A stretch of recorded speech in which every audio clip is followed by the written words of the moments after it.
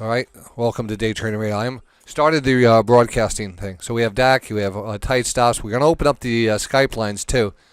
So if you're out there on Skype, you want to call the show, you have to put in DayTraderRockStar for the Skype name, DayTraderRockStar, or you could call our Skype number, which will be given to you in a second if I could pull that up here for you. Skype number is 1-845-875-9551. That's you could save that for future reference.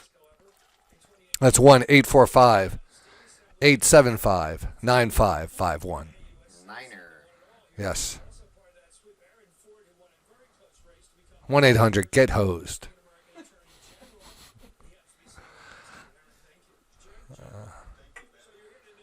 So futures are up here. So tonight's show we're gonna break down. I kind of made a now that works, Rob. If you need to say anything, this works. You just have to always. This is the side that's open where it says Technotic, whatever it says. Okay. And I don't have to press any buttons. No, I just have to turn it up. This is your volume right here. Check. Can you hear me? Yeah. You talk into that section right here. Yeah. All right. Good. Yeah, we hear you good. Fly me to the moon. And then Dak, I have a mic for Dak. I have to get it set up. He says, I don't know. Dak's rummaging in the closet. He's doing something. I don't know what he's doing. Barkeep. All right, so what I'm going to do is I'm actually going to let Rob start off here. We're going to talk about a couple different topics tonight. Turn to Anthony. We're going to call up Anthony. Anthony, yeah, where are you, Anthony? Anthony's going to call in. He says he's coming. I could bet $100 he's not coming. A whole 100? Yeah, no, not a whole 100. 100 Venezuelan dollars. 100 pesos.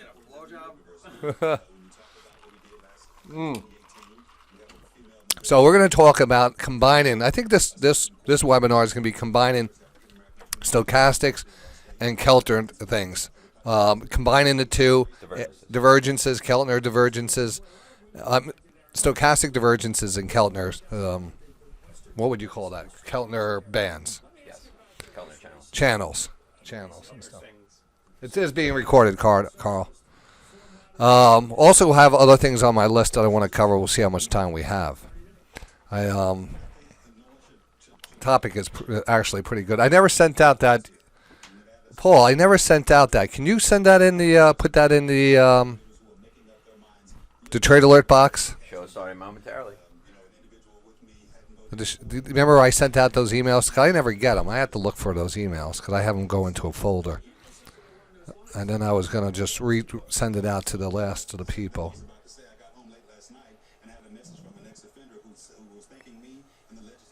Let me see if I can find it. Here's alerts. Maybe this is it. I might be able to do it. Yes, this is it. I found it. Does it say if you get out of prison, say you're in for 5 years for robbery or something, you get out, you've been a felon, how do you get back into society, fully back into society as a voter? How's that work? You register.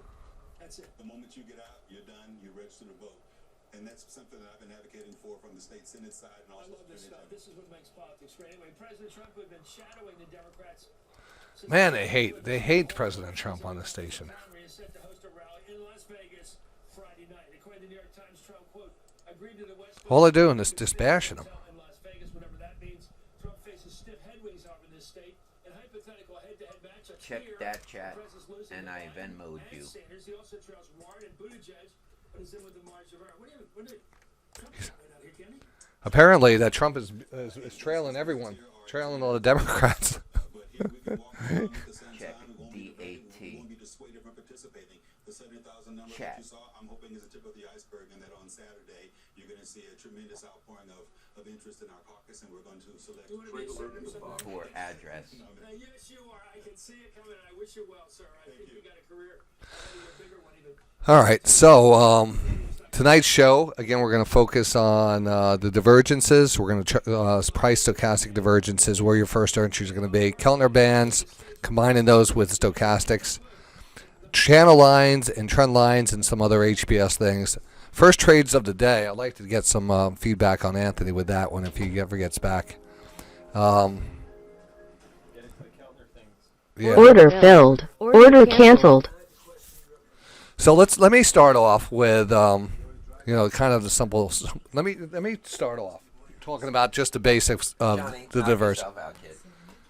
All right. I mean, You want to pull up a chair? You can. You want to pull up a chair, Dak? You can. What chair? I don't know. You can go get one out of the hall. Or you can sit over there, and I can put the show on the screen there. Can you? Yeah. Then how would I listen to it? You'd have to, no, you really just listen to me. You don't have a laptop here. No, I don't. All right, well, whatever. But hold on, I want to set something up for Dak here. Don't worry about me. No. That's what I was saying. You can actually. I was saying sit here. Oh, you log in with that. Hey, log in here on this computer. Let's see you talking. You just hear me talking. Wherever we want to go, auto save your way there with Chase. Chase, make more of what's yours. The good news, our protection lasts all day. The bad news, your patience might not. The 10 Fit Flex underwear offers your best comfort and protection guaranteed. They're all pretty. Perfect or not, experiment. she's from I need legal advice for my shop. New Hempstead. Oh, she lives in New City, though. That's close. Ex-boyfriend actually went to law school, so I called him. She's young. He didn't call me back. She is 38. Let me see. I gotta see everyone. I am totally blind. In Well, she has crazy eyes. Crazy ass killer. me and things I love to do. So Dak, when that comes up, see if it comes on. See if you can log into the Day Trading Radio. Over there, you have to go to the site. I set up a computer for him over there. Yeah, kid, though. Is it February 9th? Large one, dude. She's rich. Shit. Never mind. February 9th I put down. That's just great, Johnny. Great job. Prevagen is the #1 pharmacist-recommended memory support brand. You can find it in the vitamin aisle in stores everywhere.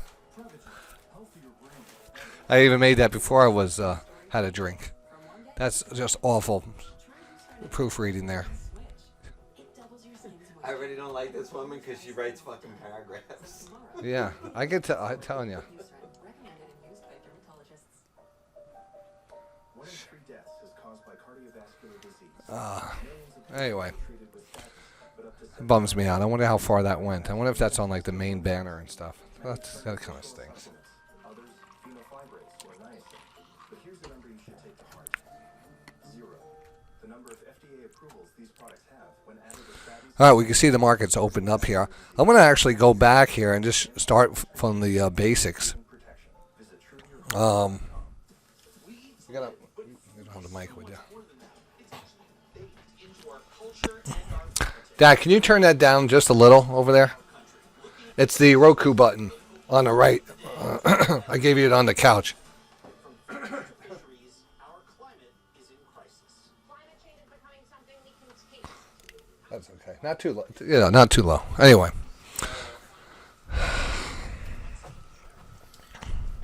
All right. Yeah, that's good. That's good. I was going to say, I'm afraid to ask you if you have a pen, but I see one. Yeah, there's pens all over the place. Okay, good. Yeah. And I got everything here, so let's start off here. We got a lot of new traders recently asking a lot of questions, especially people getting into trading for the first time. You know, it could be overwhelming talking about a divergence, talking about stochastics, talking about Keltners, talking about anything like that. And, you know, you always don't want to always kind of repeat all the information. But a lot of the basics is important to go over because it's the more you embed that in you and get that hammered into your mind that you could point out a great setup and 9 times out of 10 you're going to see the market move out. Now, if you zoom right in, there could be a lot more chop. If you zoom in here on something, let's just get an example. One of these divergences right here that I'm zooming in on. You might have a divergence here happen right here. Oh, my God. And then it kind of pops, and then it comes back, and you might get stopped out because it was a slight diversion, but then it was a bigger divergence, and then you had this big reversal candle. Well, that's the key. You know, the thing is, when you zoom out, you really start to feel and see the divergence. You see the low, you see the higher low. You see the low, the lower low, the big move. Here you have the low, the lower low. Here, the lower, the higher low.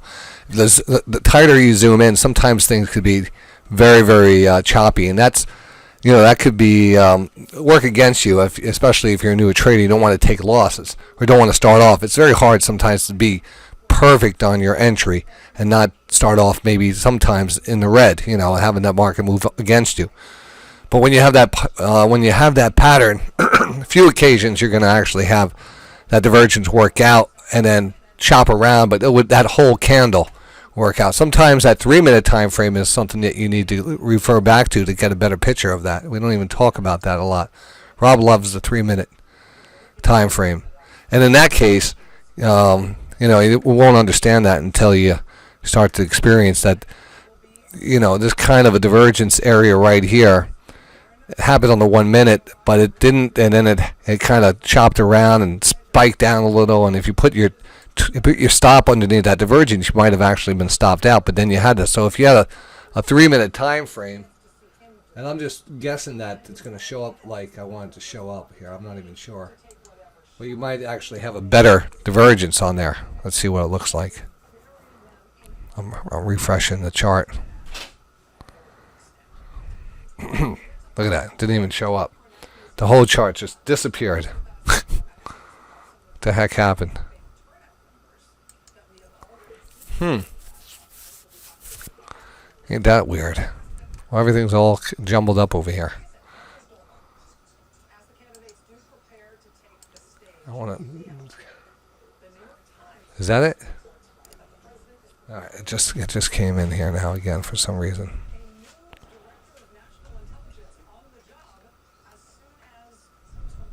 I don't know where that was though.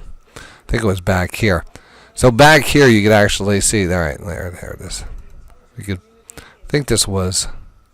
I think this was it right here. So here you didn't have that double dip. You had a pure 3-minute divergence, a low and a kind of a lower low, one a little lower low, but a very higher low on that stochastic. So that 3-minute really proved out to be a better divergence. 3 minutes is going to give you bigger candles, more time to run because of the time frame. Instead of 1 minute per candle, you're dealing with 3 minutes. You have a better chance of this is really starting to move in your direction. So that's the first thing. That's the first thing I'm really trying to kind of really pound in there. The divergence signal and how important it is to take those, not get involved in anything else. Why would you get involved with something else unless you could prove that something else worked as good as or better than a divergence? It's almost like if you're going to be a professional card counter. There's certain things that work. But you have to stay within the system. You have to stay within a very strict criteria for everything to work over time. You can't randomly do it and then randomly not do it and then look for the consistent results. Most of the time this will work. There will be a few times when things break down, but the majority of the times you'll learn more and more how to read things with the closing bottoms. Another great thing is the closing bottom. Closing bottoms, where the candles are only shooting down and there's no bodies underneath that. That's another great divergence. I call it the closing, the body divergence, or it's almost a double bottom using the bodies, and not the extension candles. So you can sometimes see that happen, and that's a good thing to watch too. Yeah, John. Many times I ignore the wicks. Yeah, no. You're great at that. You're great at looking just at the everything. Because you can see, once you start to zoom out, you can see. And this is still looking, am I still on the 3-minute here? Let me see. This is still the 3-minute here. And that's a definite thing. We want to cut out some of that volatility. Go out on a longer time frame. That 3-minute divergence back here, here's your body divergence. You had a low body, a lower body, a low on stochastics, a higher low. And again, some people don't use the divergence with the 20 line. I use that because it gives you something really to understand. It really gives you those that criteria that you could see, and there's a line already there that moves it. So 1 minute, we'll go back to that 1 minute chart.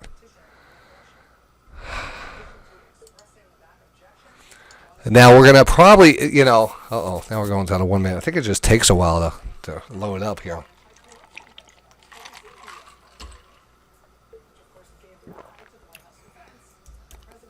Well, we're gonna add the Keltners into that in a second. That's why I want to kind of just build a foundation on what we're looking for with the divergences, and then we're gonna add other indicators to that. And it's like if you had a weighted, if you were to measure each setup and you would rank it, each ranking, it's almost like a dive, right? The dive has certain criteria to it. There's the splash, the difficulty, and all those things, and all those things are added up, and it's going to give you that total score. The setup is going to be similar to that. You're going to have your basic dive or your basic entry, a nice divergence, but then you have a Keltner added to it, or it's inside of a channel, and it's right at the lower channel line. And now you have a reversal candle. So you have everything now working for you. So that trade now becomes what we call it, I could just call it a high probability setup because it has 3 or more indicators and 3 or more things that are lining up. Out of the things we pay attention to, channel lines, Keltners, reversal candles, you want to have 3 of those all together in that zone. That really gives you that opportunity to get that move. Hopefully 8 criteria. Yeah.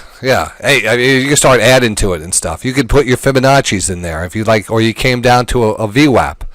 All those are just add points. Yeah, it's being Order recorded. submitted. 1 minute by divergence. So the same thing here with the divergence. Order submitted. Order submitted. Order submitted. All right. Apologize for that kind of craziness. Do you need a headphones? Yeah, can you elaborate on your 4 different stochastics? Just quickly go over what the settings Yeah. Let me do something even better here. I want to bring this up. You can bring up the dialog box. The dialog box. What's the dialog box? Like if you right click on it, it'll show you all of the panels with all the settings. You might be able to do Oh yeah, no, I want to just actually show part of my cheat sheet on divergences and kind of. Oh, were you going to explain the rocket analogy? Yeah, that's what I want to do right now. The rocket analogy. Exactly. ODP. Brothers from another mother. Yep. Which headphones? All right, so let's see. We're gonna put headphones on, Rob. Get the headphones that you wanted. Anything. Does that work? I don't know. Are they long enough? And then I'm gonna. That's what she asked. Are they long? All right, hold on.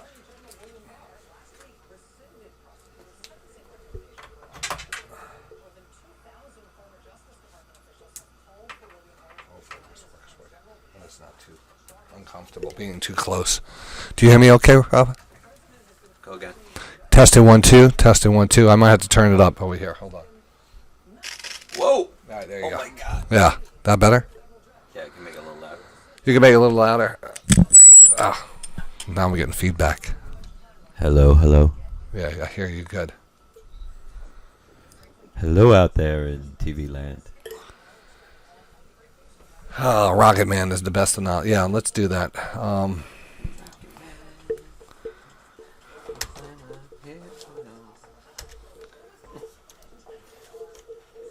Hold on.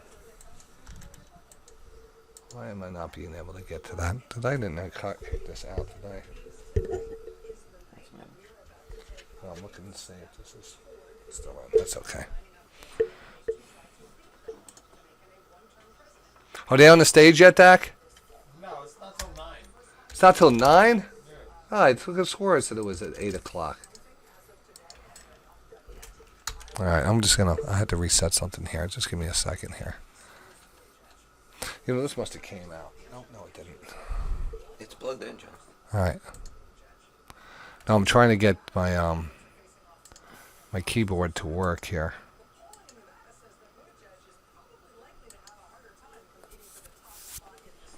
Big shout out to RPM for putting together that DTR light. Yeah, isn't that great? That's awesome. Is it on? Dak always puts it on when he's over there.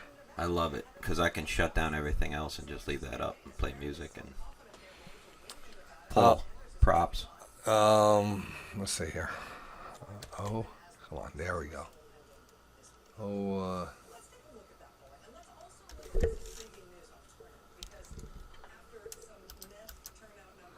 All right.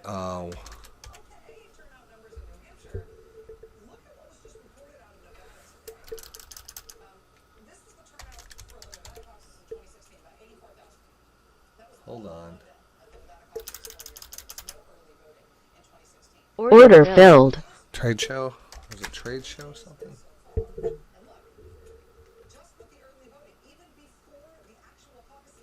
I think they have. I think they have Trump losing right now.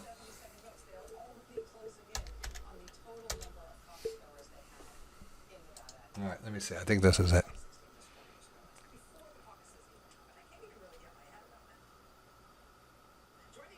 I'm sorry. Deanna, right? Yeah. Deanna. Hey, Beach. Just think of the American flag whenever I see her in the room. Beach Mom, how are the little ladies?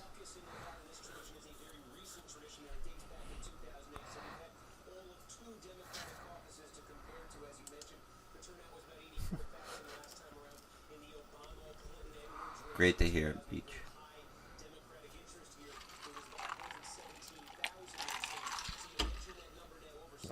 All right. Well, women are the best traders. They're less stubborn than men when it comes to following rules and. Oh, I already had it up. That's funny.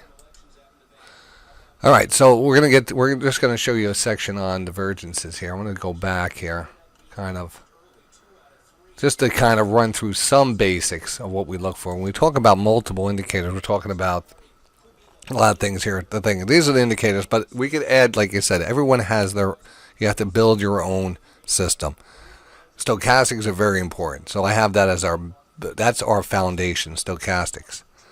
All right, but then you have other things that you want to line up here: the price on the confirmed trend line, or moving average, or is there a recognizable pattern that it might be trading? 1, 2, 3 patterns, flags, pennants, channels, wedges, support and resistance lines. Again, different things that you might be looking for. Wildcards, which are called reversal candles. And again, this line can go out to Keltners. It could go out to VWAP, which it should. It should. This probably needs to be updated.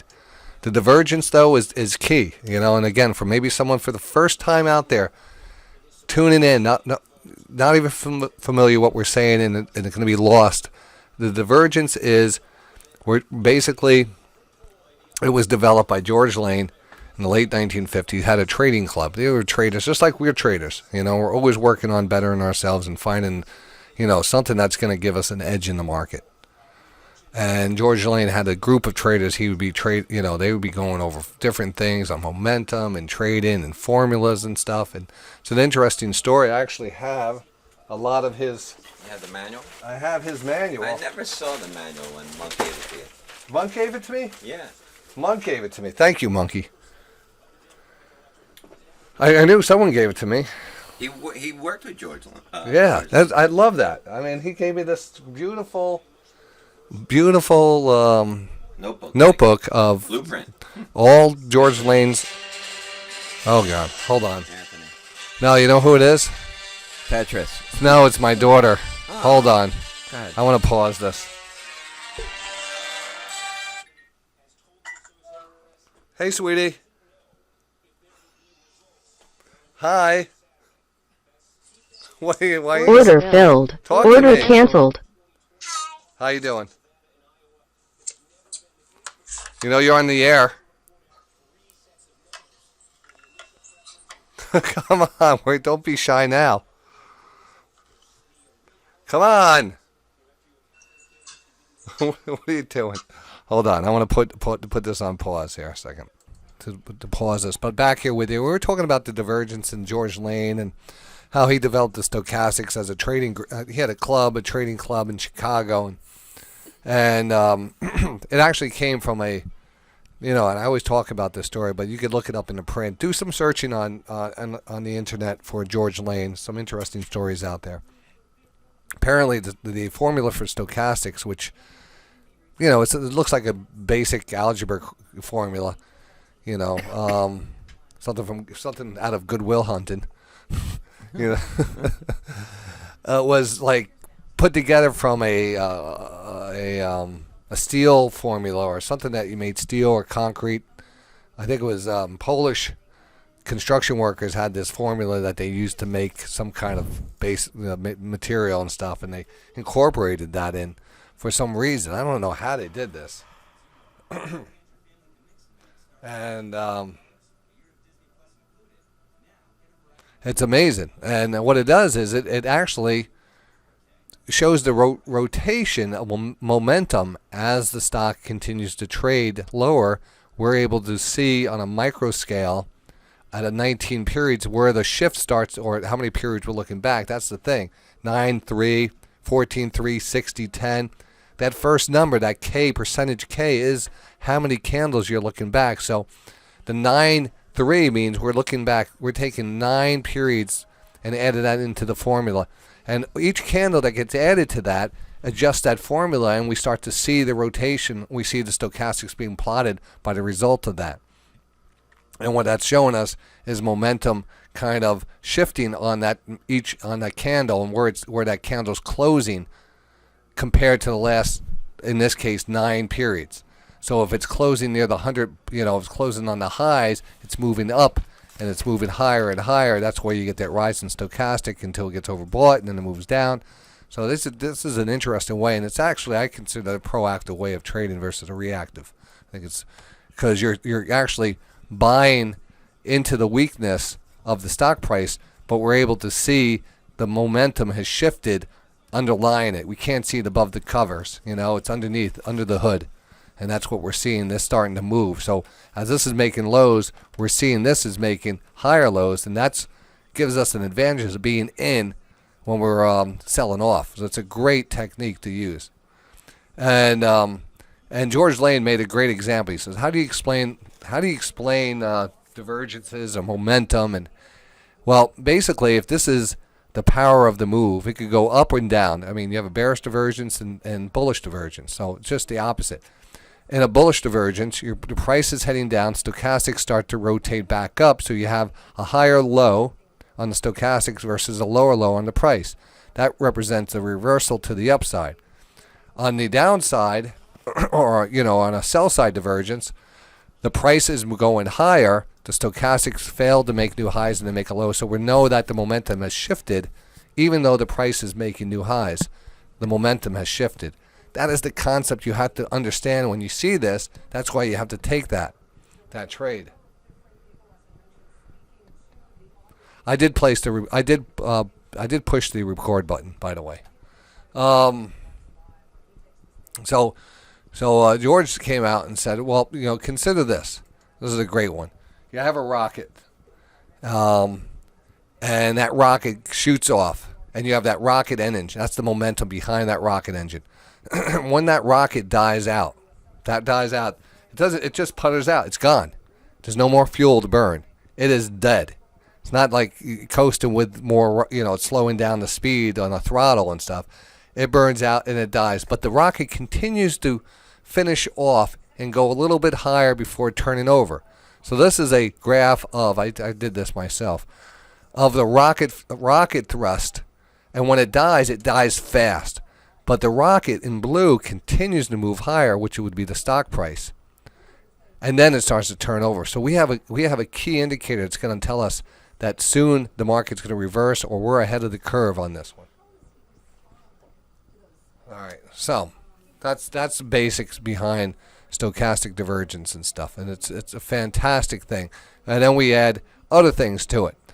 We add stochastic divergence, a low and a higher low, versus a lower trend line, where we have a trend line or a what we call a pattern set up here. Here's another good example. These are all examples that we love to trade, and it takes time. And the other thing I will say before anything is you have to have the patience, because this doesn't set up every day. Some days, look at this. This is a double bottom. This is a great divergence trade on Verizon, but it only happened here between the 7th and the 14th, and then it happened 2 more months later back here. Now, back here there was a channel. I didn't put the channel line in here, but there was a lower channel back here. You could see it would be a high, high, and a high, a low, low, and low. But when you have that divergence, step 1 and step 2, then you're going to get that big move. And Order submitted. Same 1 minute by divergence. Same thing here, right? Order filled. Order submitted. Order submitted. Order submitted. And I apologize for that divergence thing there. So that is the key here. Having patience for that type of setup. If you're playing a different game, that's fine. You know, if you're playing a different game, you have different rules of the game. But this rule, for this to work, you have to wait for these setups. These setups give you these moves. You know why? Because there's no other time you see this and not get this move. It's very easy to say, hey, what do these two big moves have in common? Well, the stochastics rotated ahead of the price making new lows. That's a divergence. Here's a double bottom divergence. Works just as good as a regular pure divergence. And when we have a divergence inside of a downward channel, 90% of the time, the price will break out of the channel. The hard part here is all this dead time. This dead time. Well, we don't have a divergence. Maybe, we're looking for a swing trade. A swing trade, not to be stressed out, to give it the stock enough time, unless there's bad news out there that changes the overall course of the market, to take those trades. Now, everything that we do here on a big chart can be done on a micro chart. So that's what we're going to talk about. When we get to the next segment here with the tight stops, he's going to really go over his trades that he uses with the Keltners and much faster, trade time frames and stuff. Diego's thinking of taking overnight trades. They work. You know what? The reason I put together this little plug for the bot here, which took a trade. The reason I programmed the bot is so I wouldn't miss those overnight trades. I mean, really, it was something that 1 minute by divergence. See that? And that's an automated alert. So once you have that divergence, you might not always be there. That's what's great about the RockBot channel. We're programming that into where we're going to add that to your alerts, and you can get alerted to that at 3 o'clock in the morning if you have a 5-minute divergence. You want to be able to get up and say, holy crap, I can make a few $100s just by taking a few MES, or contracts, or if you're overnight, you only have a couple of different options to trade. Options meaning, ways of trading, not options. But yeah, it's thin overnight, and there's something to be said about trading at the right time frame. And we've done multiple videos on that. I'll just break it down fast. Market closes at 4 o'clock, 4:15. Basically reopens again at 6 o'clock.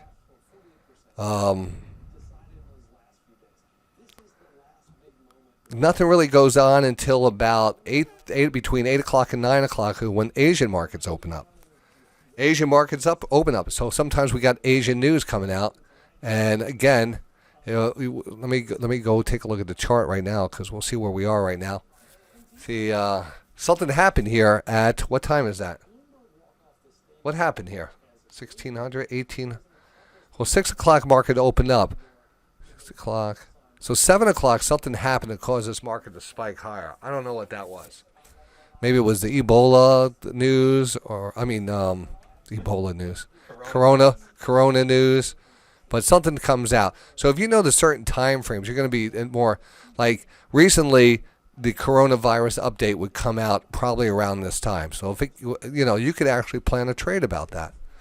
And then between 8 o'clock and 9 o'clock, your Asian markets are going to start breaking out news. So you might have whatever we have here, economy reports, different data points that come out, measuring the economy. The same thing's going to come out in Asia, and it's going to come out in the beginning of their markets, which is 8 to 9 o'clock.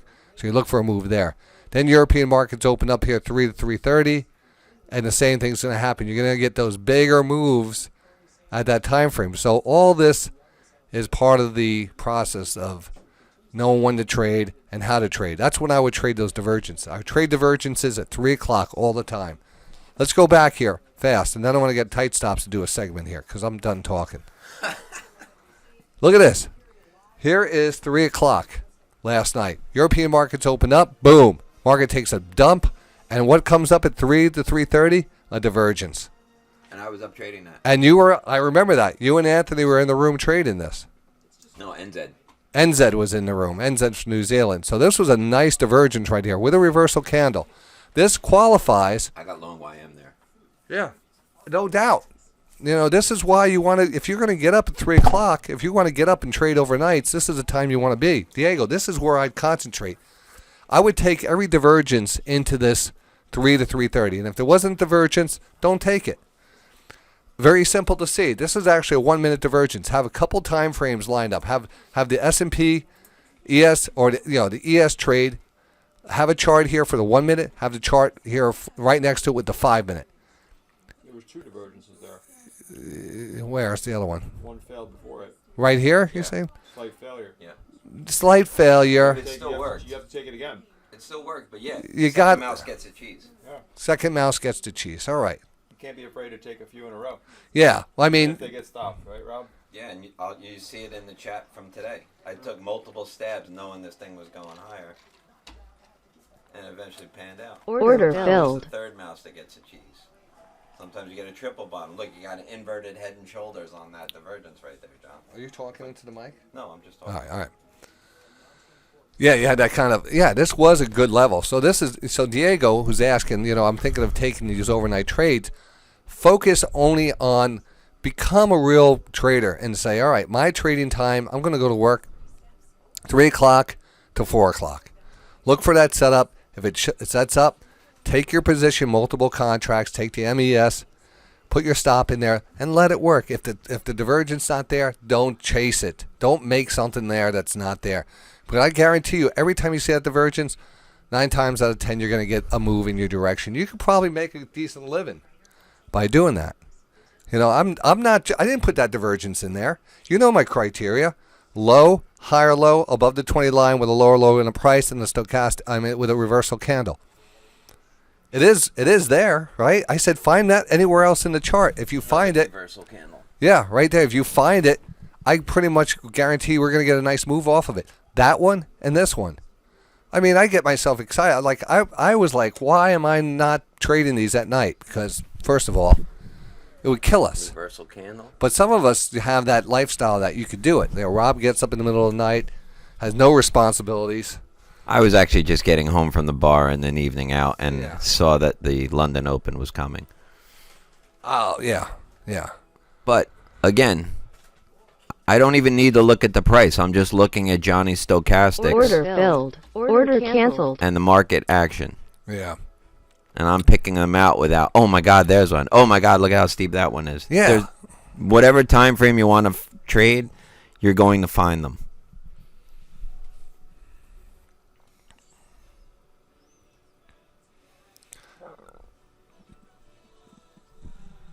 And we'll talk about this. The steeper the angle, the more conviction I have that this thing is going to move the way I'm expecting.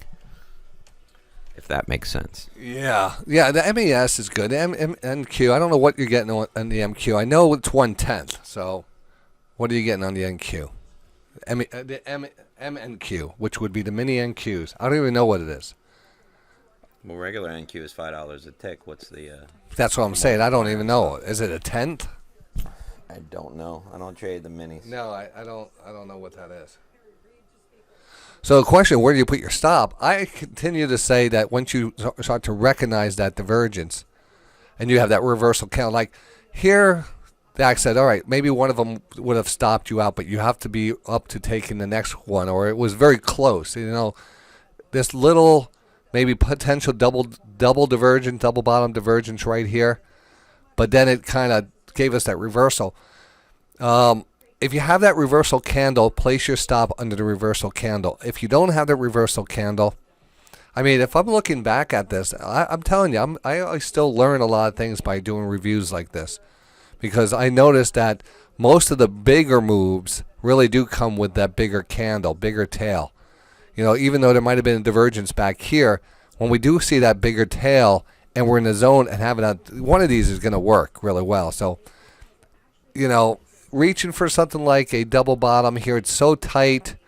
I prefer to have my criteria have about 10 or more bars between the first low and the second low. If it's very tight like this and you have this very tight, that's very hard. They do work. I like these divergence better. So maybe Wait for a certain amount of candles to be between the first low and the second low. I kind of require that when I look at the 5 minute. I could tell a 5 minute divergence versus on a 1 minute chart just by looking at the time frame. But normally, if you get that reversal candle, you get everything. You put your stop underneath that there, And sometimes you might see that setup, and you might get in here, and the next thing you know, it's pulling back on you. You gotta still stick with it. I mean, that's the weak link. Is you're going to be the weak link. The trader's going to be the weak link because they might think, oh, they chased it, or or they're just too tight, and they're not worried. They don't have enough capital to trade with. They're too worried about taking a loss. It becomes very difficult. But once you have that Zen-like moments that you feel comfortable with the trade, most likely it's going to work in your favor as long as that criteria is here. The higher the low on the second stochastic rotation, the better the move. Some of them won't work. It's not a perfect holy grail, but it's the closest thing to a holy grail there is, I think. Personally, I think it is. We're already 41 minutes into the show. We had some technical Yeah. difficulties. Anthony will save like 2 hours. No, Anthony's not coming. He doesn't try go out after 8 o'clock. He's usually sleeping on the couch by 9. Yeah. But so I want to.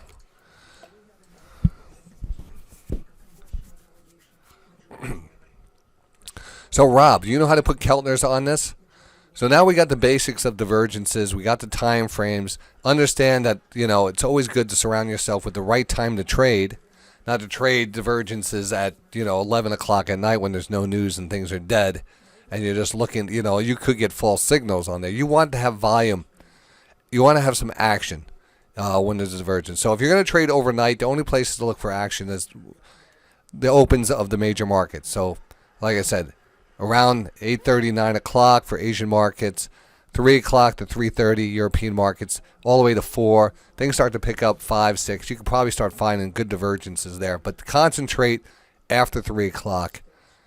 There's no reason. You can. And if there's news out and it's affecting the market overnight and there's world global market shakedown and things are trading nonstop around the clock, that's a different thing. But normally, after 3 o'clock, I think 3 o'clock, if I had it in me to get up, I would trade it from 3 o'clock on divergences. That being said, though, the other night between 6 p.m. when the market reopened and midnight, I found 19 divergences, all recognizable. And I actually have the chart that we're going to look at in a little while. But it all depends. I actually like the fact that there's less liquidity because if I'm right, I'm probably going to get the move that I'm looking for. And it's a lot easier to go through 20 contracts on the offer than it is 75. Mm-hmm. Or like in ES where there's, 3,000 contracts during the middle of the day.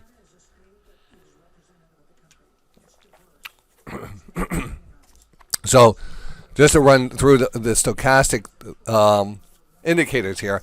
9.3 is the fast. 14.3. When I say fast, it's both. It's called the fast stochastic, but it's also the fastest because of the time frame. The number of candles look back period is a 9. Shorter the look back, the faster this rotation is going to be. So I start, and if you want to set up your charts like this, I can give you my template. Let Rob get on here and I'll work on getting my template, and that way you could just plug the template in and get the same exact charts I have.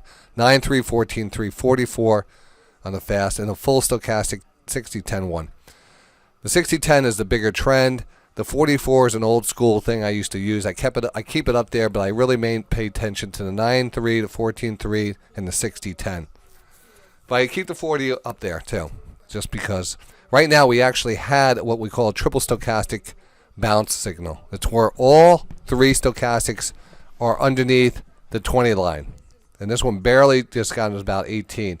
And when we see that, that's another HPS setup right there. We usually look for a bounce only when all 3 of them rotate down at the same time and you get oversold. And you can see we already had a little bounce on that. That doesn't happen too often because the fast sometimes rotating up. This one's taking its time to get down. This one's taking a real long time to get down. So this is like a bunch of planets in orbit. And every so often they come and they intersect.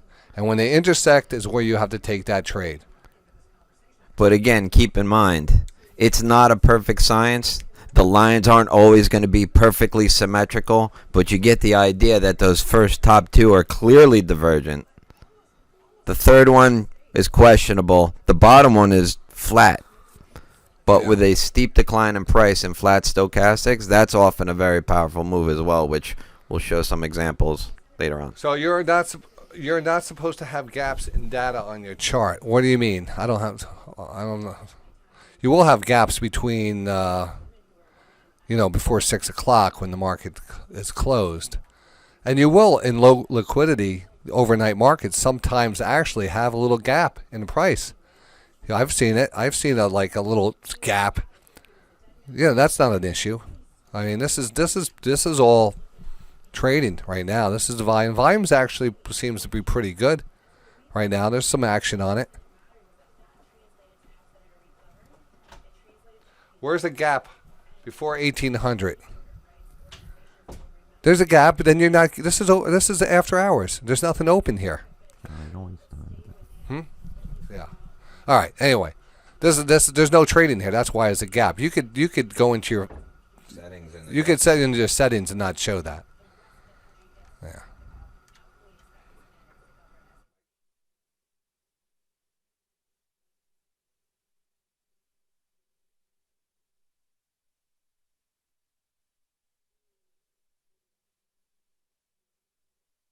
So I'm going to get Rob here to kind of add to this. So we know the foundation of the stochastic is what we're looking for, but we're going to add something that's very special to it, the Keltner bands. Now, Keltners, I want Rob to teach me on this. I always ask him more and more information on the Keltner bands. So we're going to add that to the thing. So the first thing I want to do is get it on here for you. So we're going to work on, I don't know if you're using Medved, so I'll help you with get that Keltner on here to show it on here for now. So if we have any trades to take tonight, we could actually activate them. So I'm going to actually go to my indicators. So what you're going to do is you go to your indicators, and we're going to go to Keltner's, which is a K.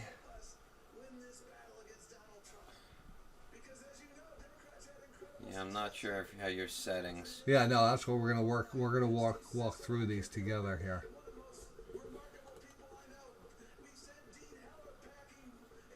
I don't know. I don't even see them.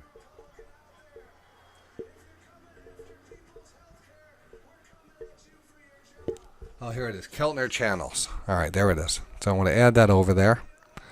All right, now the Keltner channels, we're going to edit those.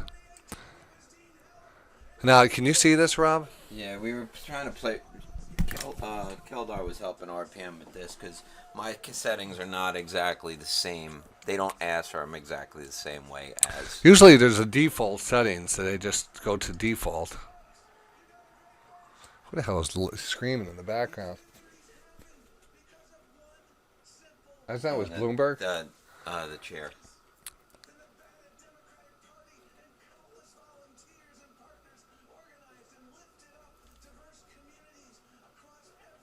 Yeah, try this. Do this. Make top line 3.5.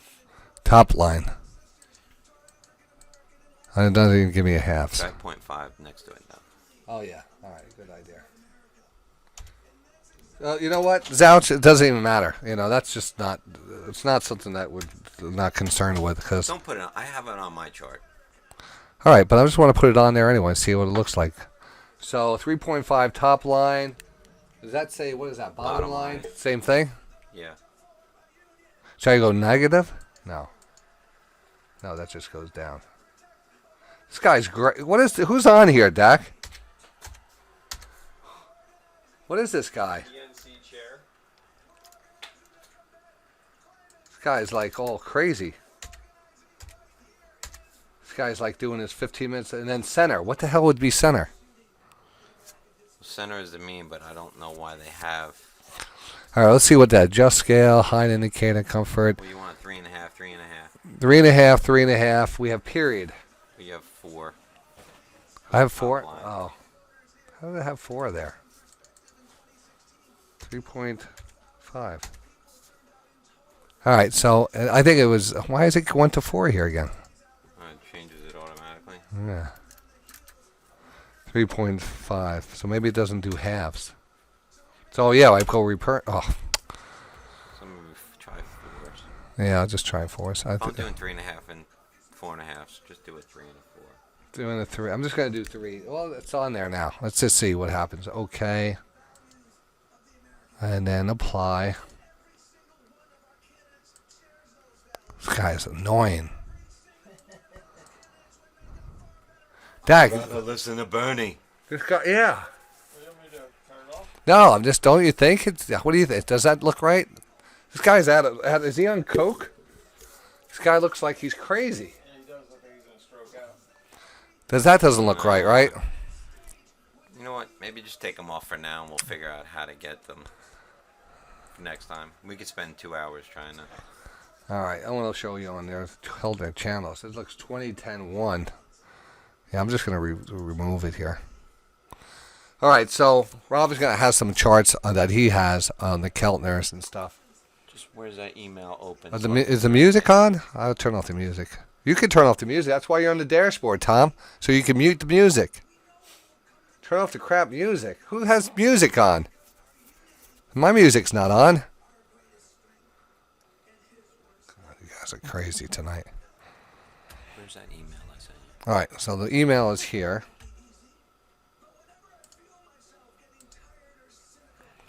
All right, so let's go to. There it Is that it? is. Yeah.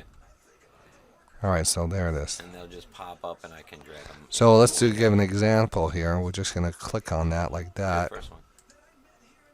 And then you're going to pull it up here. And then I would try to make it a little bit bigger by just making it wider. Okay.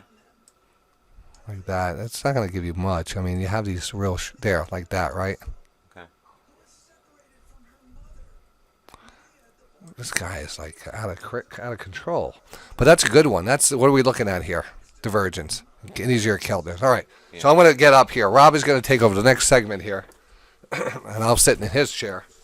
Okay. I'll just keep these headphones though. Yeah, keep them on. I'm going to just... Where's that thing that you had? Which one? The new thing that you had in the thing. Is that ready? Charged? It's... Yeah, you could try it. Give it a shot.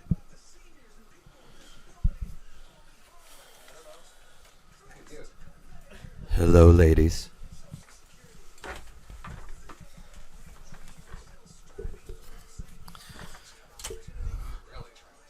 Alright, kids.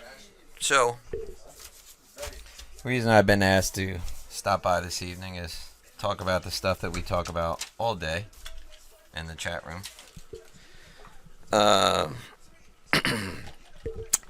Most of you guys have an idea of what we do with Divergences and Keltner channels, but many of you don't know what we like to use and specifically look at to arrive at our trade entries. So there's obviously 1,000 indicators out there. There's 1,000 strategies to make money. I've tried everything. I like to combine 2 very consistent strategies together to form a very powerful signal. And I find it to be a reliable counter-trend strategy. It's not the holy grail, but in my opinion, it's one of the most consistent strategies out there. This is not a perfect science, therefore all the patterns we look for may not be perfectly symmetrical, but it gives you that close enough entry.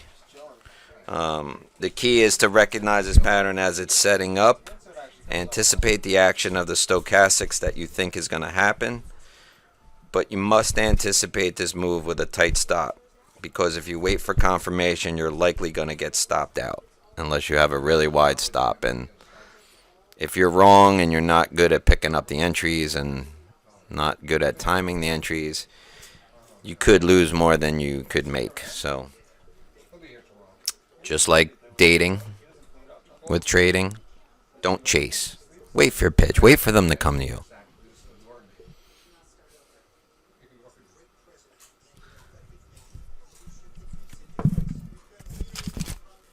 All right. So I figured one of the easiest thing to do was I got some questions from the members on the things that they'd like to know surrounding the Keltners. So I've answered each one of those questions one by one, and we can go into examples and address each one. So this is obviously a scalping method. These Keltner channels. Here, let's go through this. Hold on 1 second. Probably the first question is, before you get into the specifics of entries and contracts and everything, what is the Keltner channel roll? Well, the Keltners, as you can see on this screen right here, this was a very nice divergence. These two lower red bands, the inside one is a -3.5. The outside one is a -4.5. The top lines above are the opposite, +3.5, +4.5. Purple line is the 200 simple moving average in this pictured. They are really just two volatility based lines placed above and below a moving average. Whereas that's that pale blue line through the middle of it. That is the mean. And in this case, it's set up as a 20-period moving average. So when you ask me what my settings are for Keltners, it's a -3.5. Sorry, it's a 3.5 and a 4.5, plus and minus. And the mean is just a 20-period moving average. It's a simple moving average.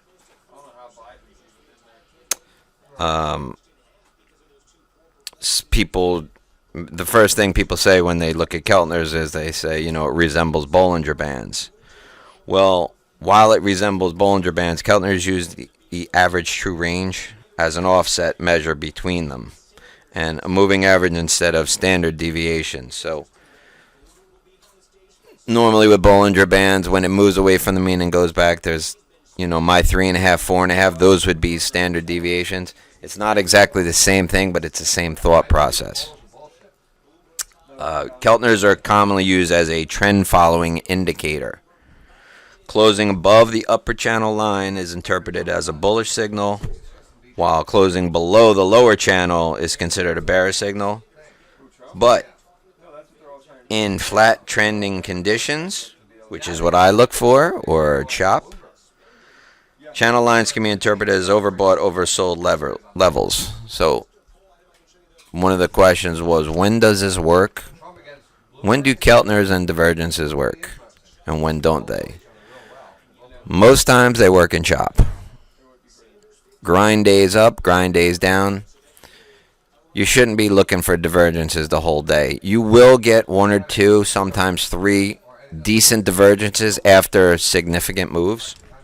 So they will come, but this is strictly a counter trend strategy when I'm using Keltners and I'm using divergences in conjunction. Because in grind, there is no counter trend, really, right? So, why do I care about the Keltners? In these overbought, oversold conditions, these -3.5s and the +4.5s, and price action often forms peaks or spikes, as you can see in this example. On the right-hand side of the chart, it pushes up, big candle through the Keltner 4.5, comes back down a little bit, pushes back up to the 4, and go figure, it forms a divergence, a double top divergence at a Keltner, and the angle is pretty steep. So higher high in price, high on the stochastics. Matching high in price later, lower high on the stochastics, sell divergence. So what do? We short it. And the Keltner channels, as you can see, In each case, every time it touched the Keltner channel, do you see how it went back to the blue line in the middle of the bands? That is the mean. In Bollinger Band speak, that would be, in this case, it would be a -3.5. In this case, the first one is a -4.5 standard deviation move, reverting back to the mean. So when you hear me say mean reversion in my chat, that means that the price has moved down to a Keltner, or a Bollinger Band in that case, and has reverted to the mean. That's just simple statistics. That's what statistics tells you. I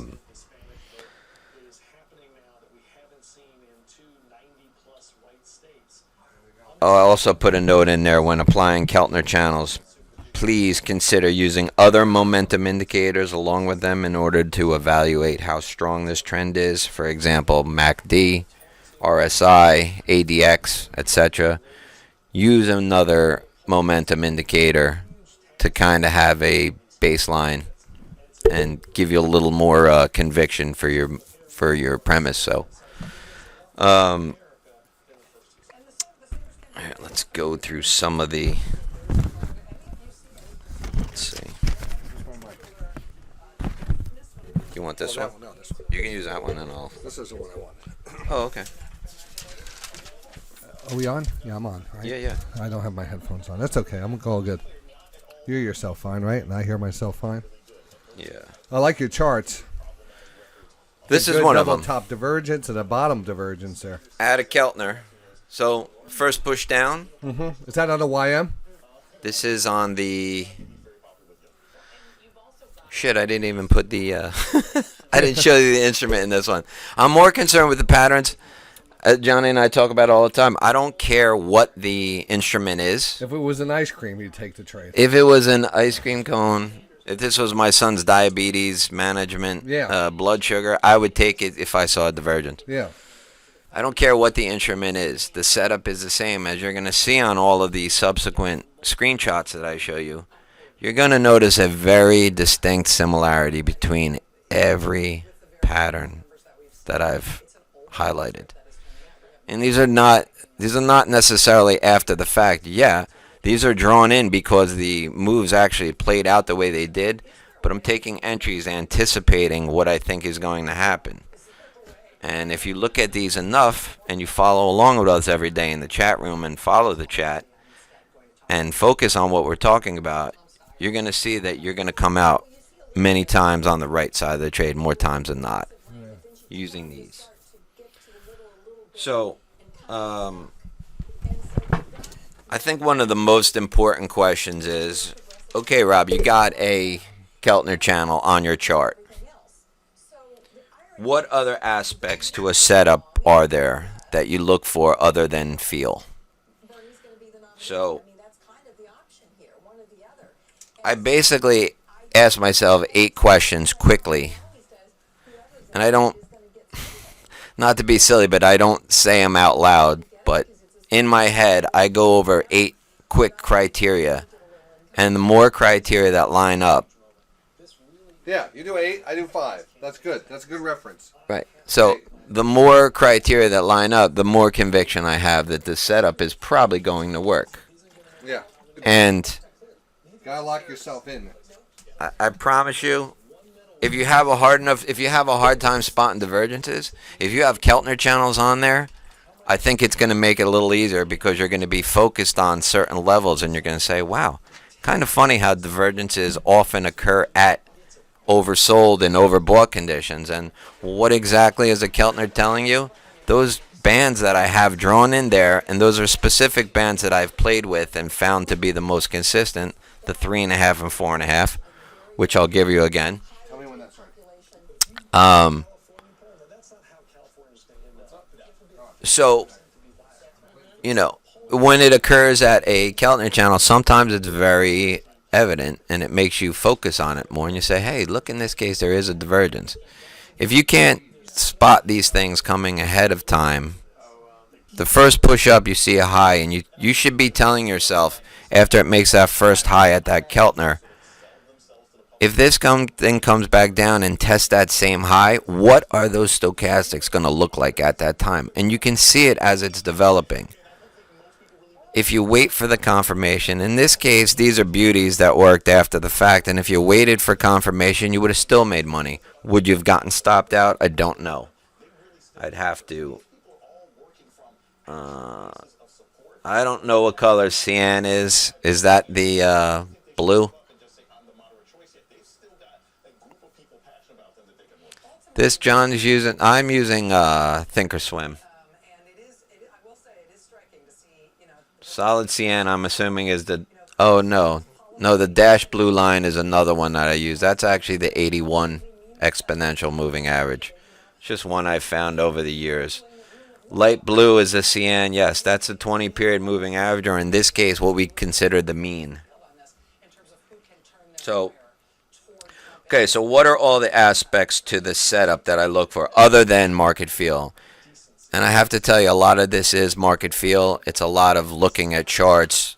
I've studied tens of thousands of charts. I want to say 1 million because it feels like it, but I promise you, when you look at enough charts, you're gonna be able to anticipate what you think the divergence is going to do, and then use that in conjunction with what you already know that a Keltner channel represents.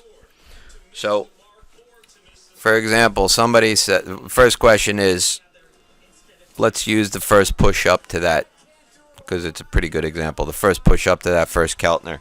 Now you can use the mouse here to point it out too. Oh, true. Sorry. Yeah. You can tell I don't work in an office. So anyway, if you don't lose the mouse on another screen, there's so many screens there that you have to do. They have to really find the mouse. I think it went over to the left somewhere. It's all the way over there. There it is. Ah, here it is. Okay. So right here. So you say, Rob, this thing gets to a Keltner. What do I do? What am I looking for? First thing I say when I see it approaching a Keltner. So, well, first let me say that I would take this trade many times, regardless of whether there's a divergence here or not, just by the sole fact that once it touches that Keltner channel or trades outside that Keltner channel, if it should reverse, those Keltner channels represent an overbought condition. The bottom ones represent obviously an oversold. Just like a rubber band. Those outside bands are the max that I can stretch this thing to almost. So when I'm looking at that point for a snapback, I will take this trade usually, I would say probably 90% of the time, just for the fact that I know what the Keltners represent. But, for example, so the first push goes through that Keltner, comes back down. Second push goes up to the Keltner. Now we're at the Keltner. Even in the first case or the second case now. What am I looking for? Well, is it at a Keltner 3.5 or 4.5? Because I've found those to be the most consistent. Number 2, is there a divergence? Number 3, is it a dual stochastic divergence? Meaning the 1433 stochastics and the the 933 and the 1433 are, the 933 is the bottom of 1433. Are they both consistent with the premise? Is there a reversal candle of some sort? This is what? This is a, what do you call it? Inverted hammer. It did push up a little higher. Was there a reversal candle? Well, there was almost like a bearish engulfing. It traded back down into the Keltner 3.5. So another thing you're looking for is there a fib line? Is there a trend line? Is there a moving average up here somewhere where this action is taking place? Another thing is, if I take an entry here, do I think I'm going to get at least my first 2 targets? Am I going to get T1 and T2? Well, it depends. If I have 15 ticks, if my first target is +8 on a YM, and my second target is +15, if my entry near this Keltner or wherever I choose to enter, if I think I can get at least 15 ticks before it gets to the mean, I'm going to take that trade. And you're going to start to see, I use the Keltners a little bit differently than some guys do. So the thought is, when it gets to an oversold point like this, it's my thought is that's an extreme condition, and according to statistics and mean reversion, this thing should revert back to the mean, this cyan line, this 20-period moving average. But many traders use Keltner channels for once it makes an extreme move and it gets back to the mean, many traders like to enter at the mean. And you hear me talk about these coast-to-coast Keltner channel trades. Well, when it gets to a lower Keltner, I'm looking for the snap back, right?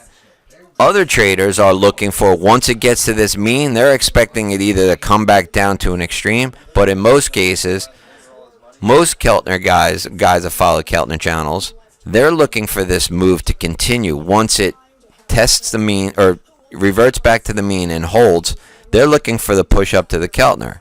You got it. You didn't get it in this example because it only made it about 3/4 of the way, but this was a more extreme move down. So let's go through the list right. Oh, so sorry. There's other things on here too. So, number 7. Is it a double top or a double bottom? Well, you had the double top up here.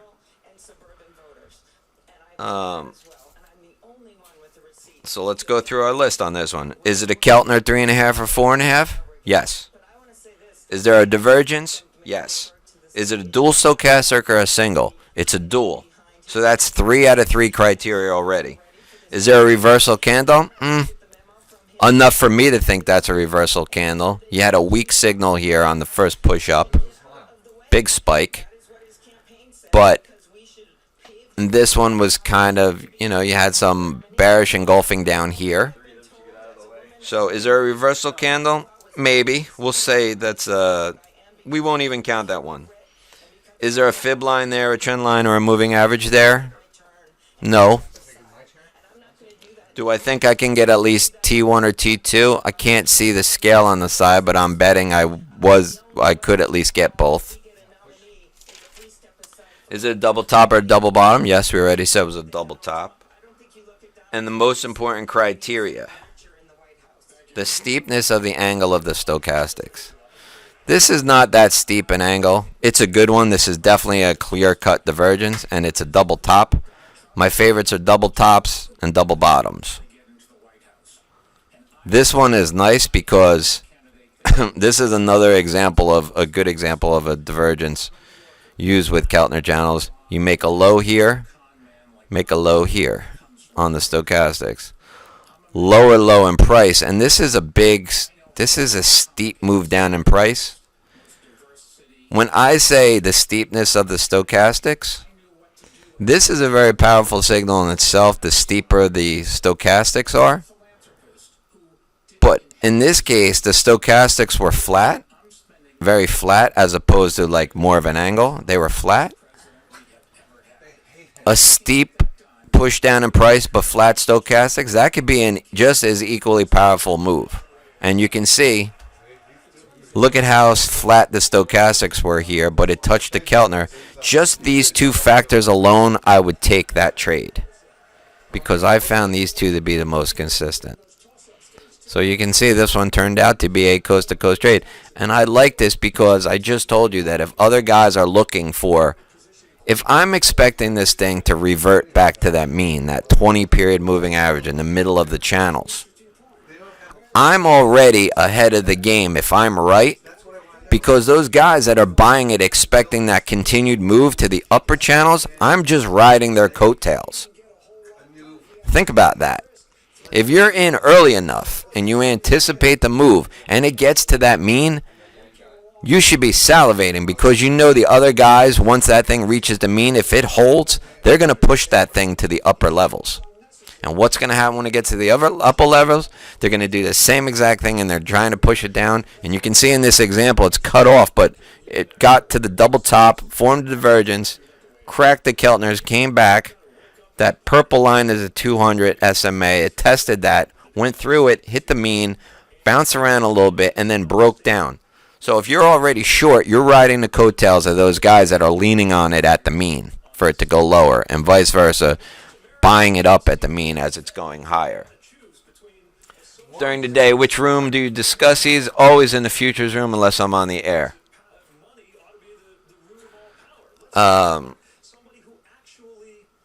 So, as I said, so in this case, we had 1, 2, 3, 4.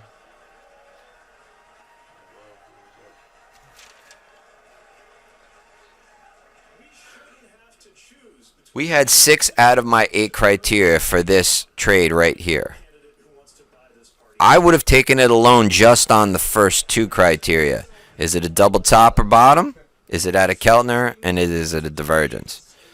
But, again, the steepness of the angle of the stochastics, this angle right here, and I'm going to show you much more prevalent examples and much more exaggerated moves after these set up.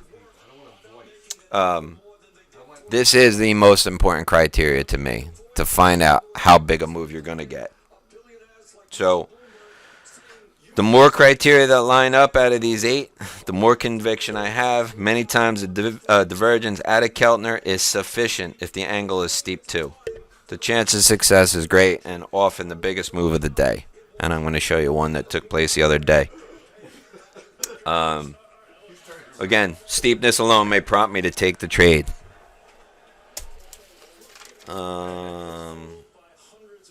Okay, so let's go through some specifics before we give you some examples. So, I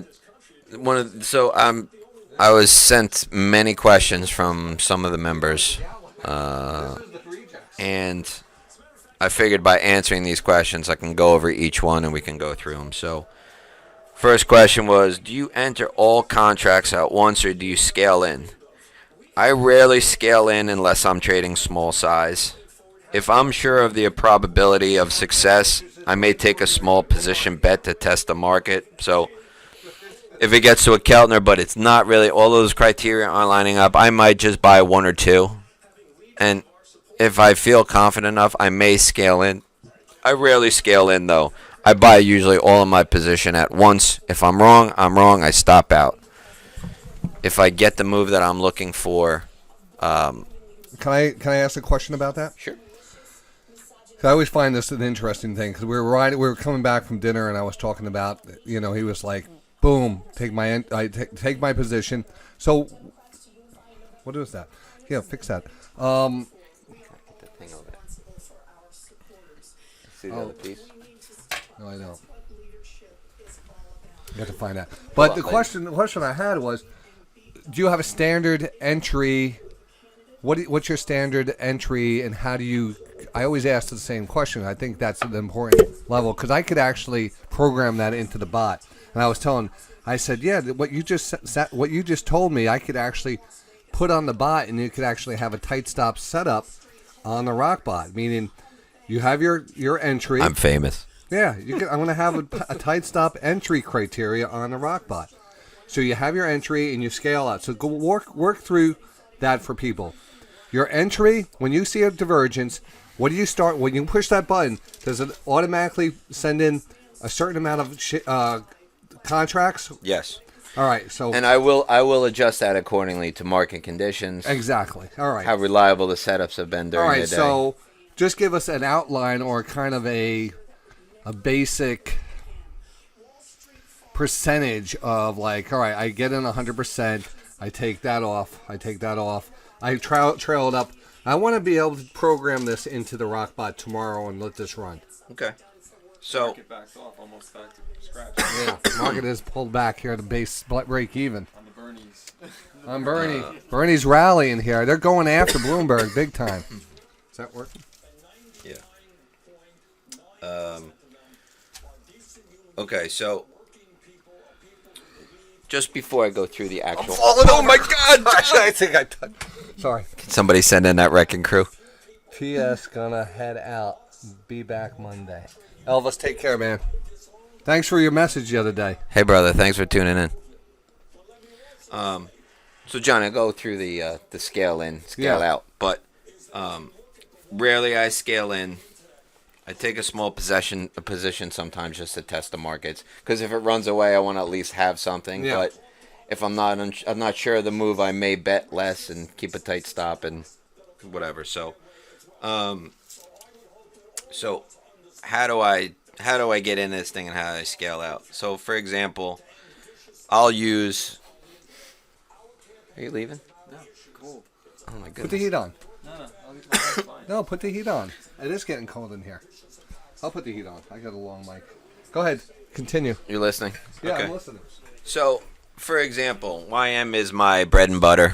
It's the one that I like to trade the most because I feel like I get the best performance out of it. For example, YM, say I'll buy 10 contracts. My initial hard stop is going to be minus 8 ticks. All right, 8 ticks. My targets, Yeah. 4 targets right off the bat. Plus 8, plus 15, plus 20, and plus 30. Okay. Once I get into the trade, I normally move my stop to minus 6 ticks. Okay. Once it gets in, if it starts to move a couple ticks in my What's direction. your original stop? 8. 8. So right when you get in the trade. It's minus 8. When it starts to move positive, Yeah. starts to move towards my T1, I'll reduce it to minus 6. Just manually. Sometimes I will manually reduce it to break even or break even plus 1 tick. All right. If I'm not sure. But we know from trading divergences and the action you can see that happens at Keltner's, it can be a very quick move. Yeah. So obviously, I want to take and minimize the risk as much as possible, especially if it's a counter trend trade. If you're buying a pullback in an uptrend, you don't have to necessarily be as concerned about you don't have to mine. Where mine is, I feel like I might be getting run over by a freight train. Yeah. So I quickly know whether this trade is going to work out or not. Yeah. Usually. And plus, once that first tick confirms that divergence, Right. divergence is really that. It's always difficult when they're starting to get that divergence, but it's borderline. It could continue lower, it could continue higher. It's set up for a divergence, but it could go either way at this point. And you're taking that position, and once you see it confirm that divergence, maybe with an extra candle higher, you're in. Turn the volume up for a second. Hold on. Order submitted. Order filled. Order submitted. Order submitted. Order submitted.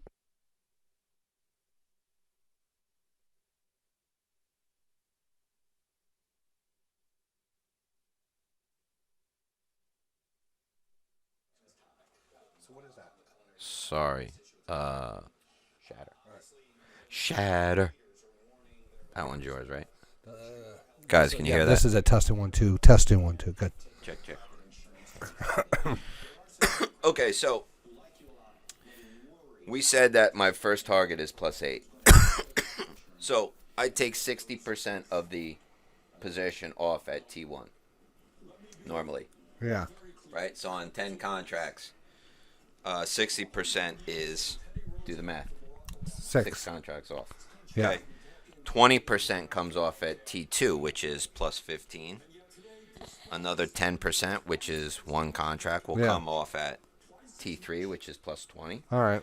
And my last one goes off at T4, which is plus 30.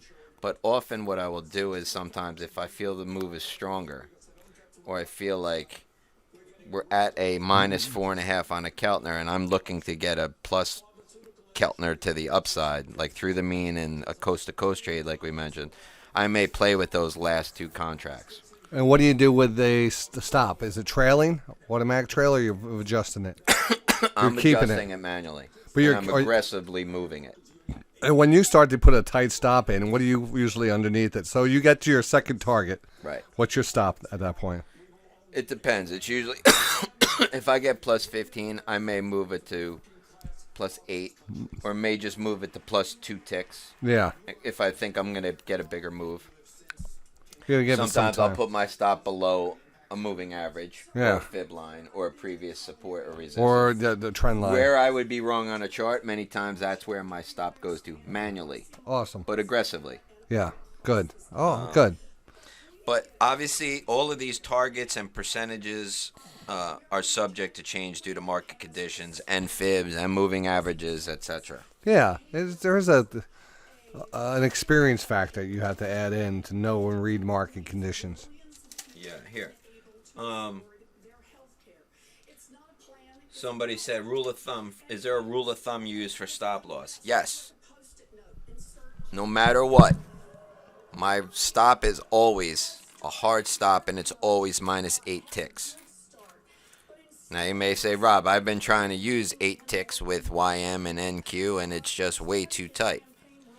Well, if you can't afford that stop out, you need to reduce your size and widen your stop. You should not risk any more on these trades. Should it come down? So it should come down to a percentage, like risking 2% on your trade, and you could adjust it by, if you don't have as many contracts, you can make that percentage. Right. So if you normally trade 10 contracts and you're not sure this time, you're like, I'll take a stab at it with 3. You can use a wider stop. Yeah. But you got to reduce your contract Yeah. size. Yeah. Exactly. So it's yeah. All right. Good. And the other thing is too is you're going to see throughout the day and the different time frames, you're going to get many opportunities.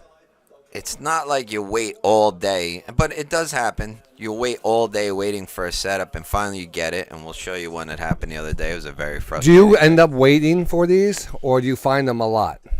Are you always concentrating on the YM, or are you looking at the YM, NQ, ES? YM, NQ, and I like EMD, which is kind of a volatile instrument, and I don't advise people to do it. But it is there has some very time recognizable setup. Yeah, but sometimes you could go without an hour, a couple hours without taking a trade. Correct. But as you can see, just looking at the daily chat, you see every few minutes or so.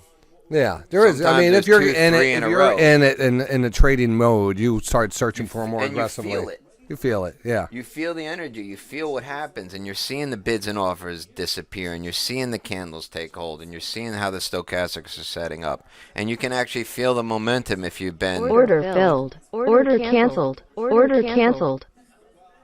You actually start to feel it once you, the ebb and flow of the market. And that's why Coder asked the question. He's like, Rob, I know you say a lot of this is feel. Like, I could teach monkeys to take these entries, and Johnny could program a bot. When it gets to Keltner, if this, then that. He can plan all these statements and build them into a bot. But I like the fact that I have to analyze all of those criteria and basically prioritize. Order submitted. Order filled. Whereas, Order a computer can do Order that, but submitted. the computer Order isn't going to know submitted. the market feel.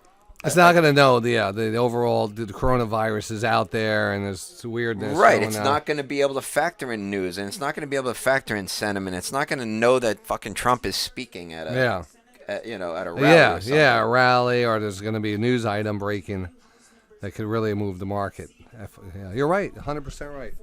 So, my initial stop loss is 8 ticks. I aggressively move my stops to reduce risk when the trade starts to go in Order my filled. favor. Order canceled. This Order methodology canceled. reveals where you're wrong on a chart pretty quickly. If I take this second entry here, or this is an even better one, so keep looking Order at this top submitted. one. Order I promise filled. you I have plenty Order more. submitted. Order submitted. Order submitted. 1 minute by divergence. You can see that when it makes this push up in this divergence form, so I see myself getting short, and I don't know where I got short on this one, but it continued to work. But I try to get as close to the Keltner. Where would my stop be? 8 ticks, maybe even less. And that's the other thing too, is with this strategy, you're going to find out very quickly how it's going to act at these Keltners. You see within 2 minutes, you know if you're right here. The average life expectancy of me in a trade is about 37 seconds.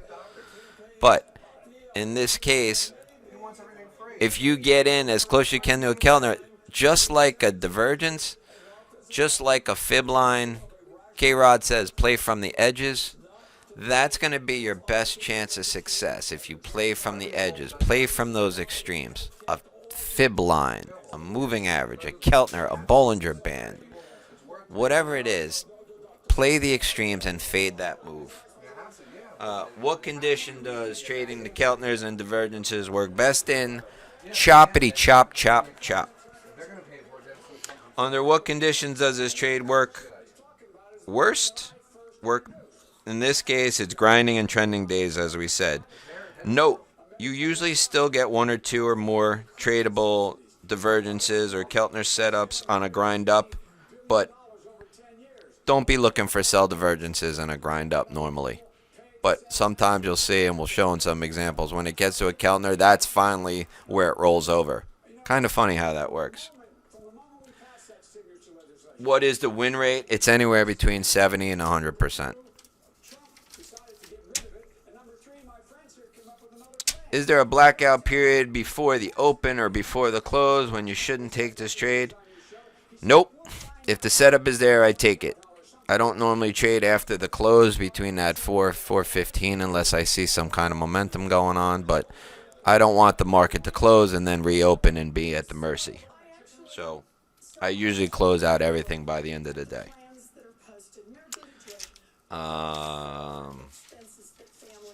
Let's go through some other stuff here.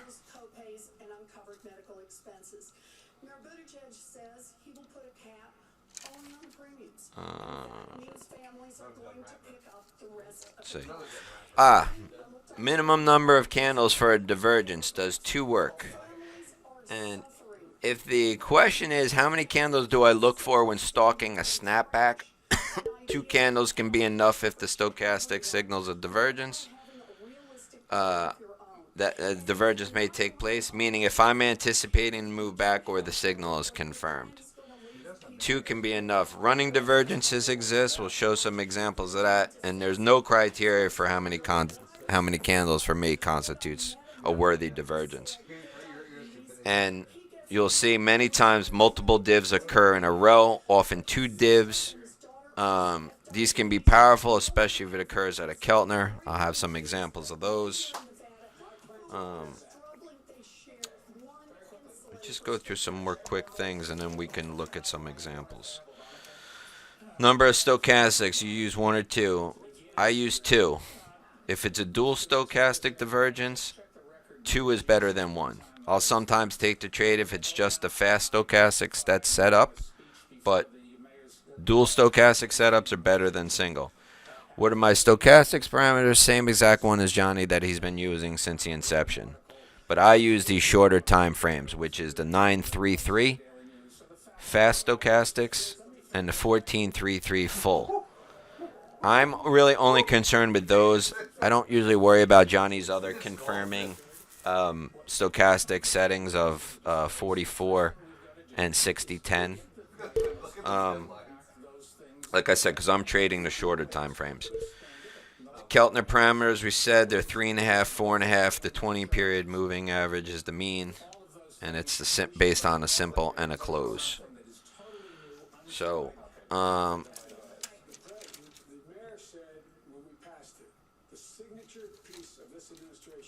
okay. Next question. Very important. What triggers an entry? So, we already said we check I check all the 8 criteria, but then I anticipate, in quotes, I anticipate what I think is going to happen, and I pull the trigger.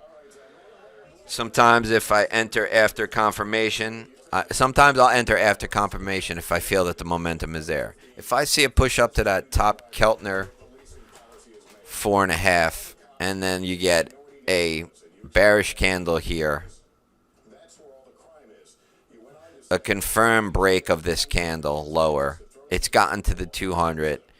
If I know this thing has cracked this 4.5 or 3.5 here and start moving towards it, I'm expecting that thing is going to the mean.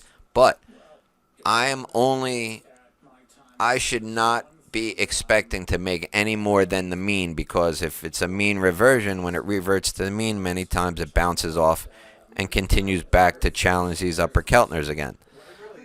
But if you know I'm taking a counter trend trade, expecting it to the mean, and now you know that other guys who trade Keltner channels, when it gets to the mean, they're going to try and short it to get to the lower Keltner, you're already halfway in, you're already 15 ticks in profit. Does that make sense? I hope it does. But again, sometimes I'll enter after the confirmation is there of this actual sell divergence taking place at a Keltner.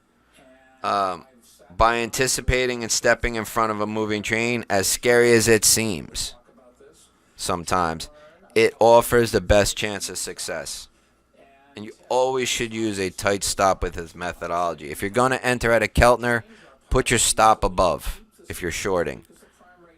Give it at least 8 ticks. If you're just starting and you're trying to pick these things up, maybe do 2 contracts or 3 contracts. Even if you do it in sim, buy 3 contracts, use an 8-tick stop to start.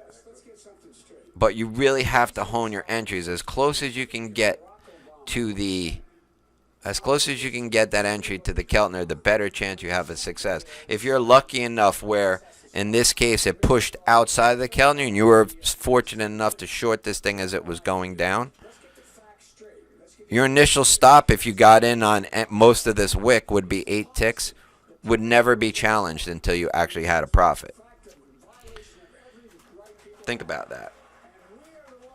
So, the other thing is, and this is a perfect example, and we have many more of them. When you're entering at a Keltner, say you short this push up to this Keltner, many times the first entry may or may not work out. Many times you'll see me take the trade at a Keltner. I'll say Keltner 4.5 plus 8, stopped out plus 1. But then what it'll do is it'll push back up to this Keltner again. Now, my most important criteria I look for: push up. Is it a double top? Is it close to a double top? It doesn't have to be perfect. Don't worry about the wick sometimes. If you're fortunate enough where the wicks line up perfectly, hey, somebody gave you a gift. Many times as you're going to see, they're not perfect wicks, and they don't perfectly match up as double tops or double bottoms. But you will learn by looking at these divergences and watching the behavior of the stochastics as much as you do, you're going to start seeing that that's close enough. And I'll show you a lot of those close enough ones. But many times you get a second chance, and usually it occurs at a double bottom or a double top. This is perfect. This should be on the Divergence pinup calendar. This should be Miss February right here. Double top, both at a Keltner 4.5 touches or through. Dual stochastic divergence. Nice angle. There was a volume spike through here, which could be capitulation, right? You get volume spikes at extremes. Are there any moving averages? No. But the fact that there's a moving average here below it, I got to think that the thing will probably test it, because we know that that's where institutions like to play, is around these significant moving averages. And this is a 200 period moving average. This other small one is a very key point too. Order filled.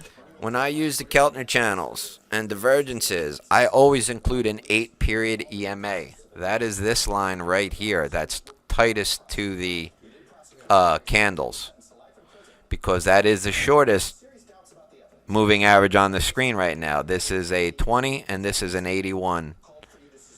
These are obviously flatter because they're longer, smoothed out numbers. These are what I'm interested in. I tell you guys in the chat room, stay on the right side of the 8 EMA and you should be okay. See how this thing, once it claims the 8 EMA, gets to the mean, then it just continues hugging this thing. All of a sudden it cracks it. Now it becomes resistance the whole way down. Guys are keying over that again. So if I get a push up, that's another thing as far as targets. When I'm evaluating, can I get my first 1 or 2 targets? When it gets to a Keltner, I quickly look. How far is it to the 8 EMA, this line? If this is plus 15, or at least if this is at least 8, I will probably take it, because my expectation is that ultimately this thing hopefully this thing is going to get to the mean, the blue line, and then it's ultimately going to continue because the other guys trading Keltners are going to look for this thing to push to the upper bands. So if you're patient enough and you can take your fingers off of the mouse, try to do this. Look at an example in the morning, and one of the questions that was asked, and I'll go over it again, said, are there any blackout periods do you not like to trade at the open? On the contrary, that opening surge is my favorite time of day because many times the algos will actually stretch these things to those Keltner levels, and it's like a game of Pong. I'll show you a couple moves from during the day that does exactly the same thing. So I agree with that statement. Even though I warn people to trading at the open and at volatile times, it's more difficult. It does give you better opportunities. Yeah, and a lot of times that initial. I'm not saying to stay not trade it. It's just be careful. Right. But that's the places where you're gonna need that you're gonna need that liquidity in the market to really trigger those big divergences. That the better, like I said, you're gonna find those divergences at European Opens at 3 o'clock. Sometimes at news around 8 or 9 o'clock, but mostly, that European Open, 3 to 3:30, 3 o'clock to 4 o'clock, we're going to see those divergences really show up. And you're going to see it the other time is going to be 9:30 to 10 o'clock. You're going to see major divergences set up. Markets here in negative territory.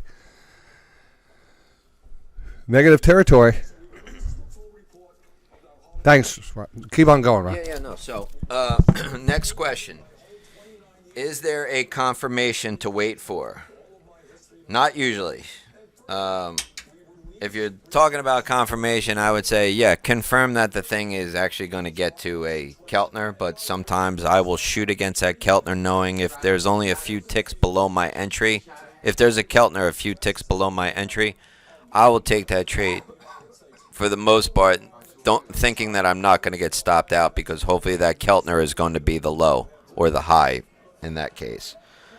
So not usually I don't wait for a confirmation. I'm anticipating what I believe is going to happen. Waiting for confirmation just increases the probability that you're going to get stopped out. So unless you use a wider stop. Again, I don't chase. Order submitted. If you wait for confirmation and chase, you may just get stopped out and take yourself out of the trade. Only to find that many times your original premise about the move was right. So if you anticipate, you usually find out quickly whether it'll be profitable or not, but that is how I do it.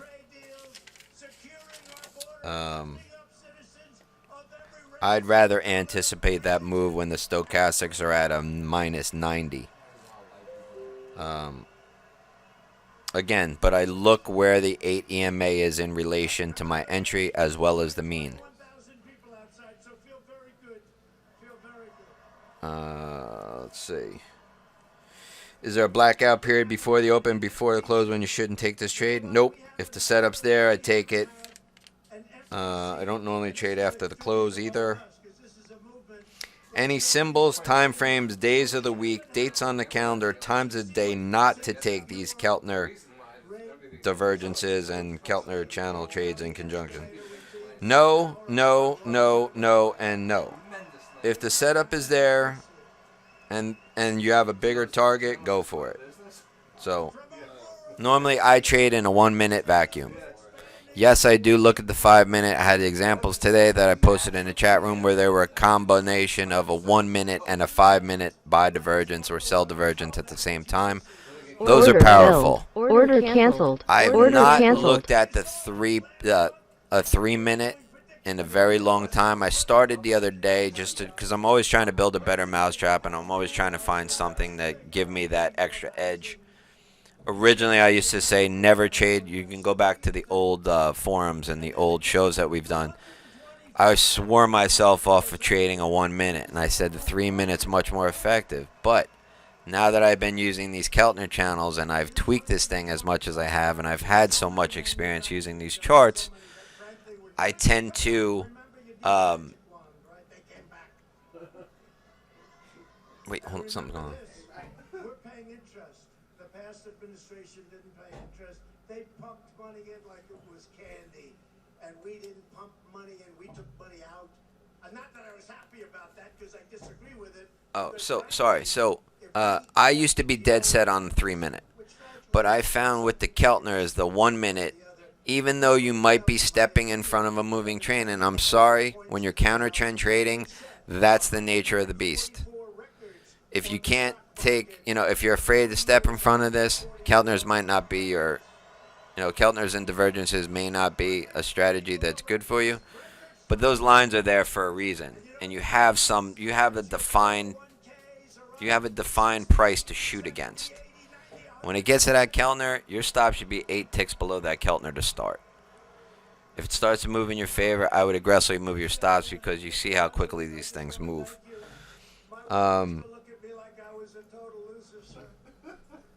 Again, I don't scale in. I usually go all or none, all in one shot. And this year, sir, I'm up 92%. She loves me again. She thinks I'm a genius. 92%, 401k. So again, when entering at a Keltner, many times this first entry, you'll see me say in the chat room, second mouse gets the cheese, right? Because the first one takes the entry and gets her head chopped off, or takes the cheese. Second guy just goes and picks the cheese from the trap and makes the profit on the way down. So if you shorted the Keltner, you should have made something on this. But I don't know how far this was down to the first target, because normally the rule of thumb is you don't move your stop to break even until you get your first target. Well, unfortunately, if you're trading this strategy, you may have to be more aggressive than waiting for that +8, because these things move way too quick.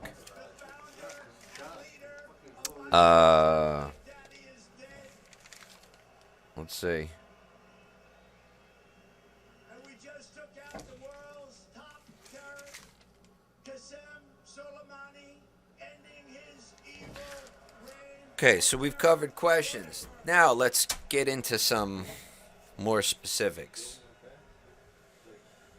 Tight stops, you tried the tick charts, for example, the 233 tick chart. I originally did when everybody was talking about tick charts, and everybody had a good one that they liked, and I've tried it.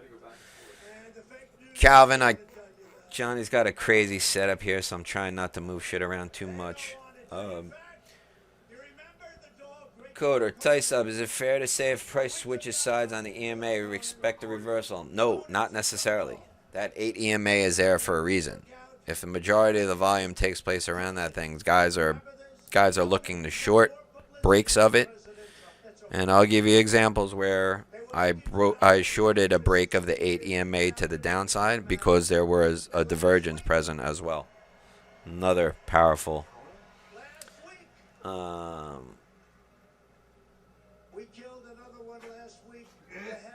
Brown dog. I use an 8 also if a line of trade in front of good stuff. Craft. The mean is the center of that Keltner channel, usually a 21 or 20 EMA, I believe. Correct. I use 20. And the reason I use 20 is I know as a market maker, a former market maker, institutional clients and institutional customers, the big boys, the pensions, the hedge funds, money managers, they live and die by the 20 EMA. Remember that. A 20 EMA and a 5-minute chart is gold to an institution, just so you know. So let's go through some of these. We've already looked at this example ad nauseum, so this is going to be, this next one is a nice divergence. It's caught on the low, it caught the low of the day on a double bottom by divergence. I'll show you this one.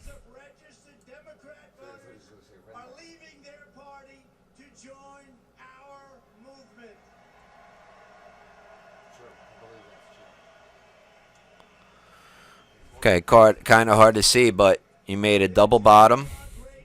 You made a low on price. You made a double bottom here. higher low, higher low. Just call him Sleepy Joe Biden. Okay. Just another good divergence. But I promise you, the good ones are coming. There's much better examples. Okay, this was an example. Somebody asked me, Rob, what kind of trading is this? When is this strategy good for? What type of trading? And I will tell you, my favorite application of the Keltners and Divergences is during chop. Here is last week's choppy NQ session over the course of 6 p.m. to midnight Eastern Standard Time.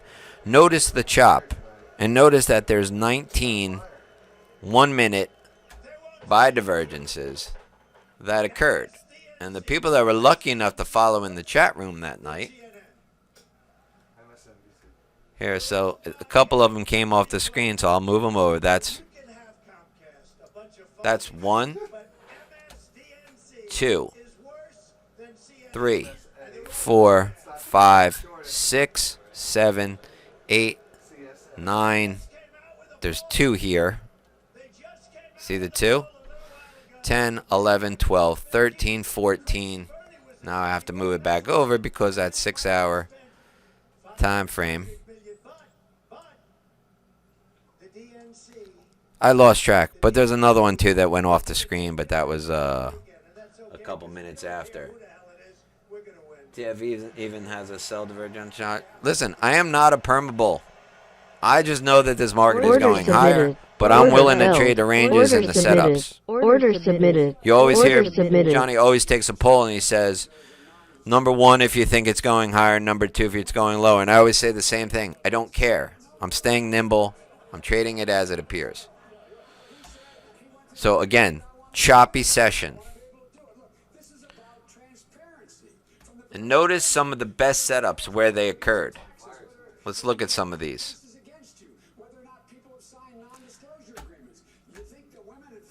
Here you go. So this gives an example of steepness, but it's not steep on the stochastics. It's steep on the, sorry, his mouse is like all over the place.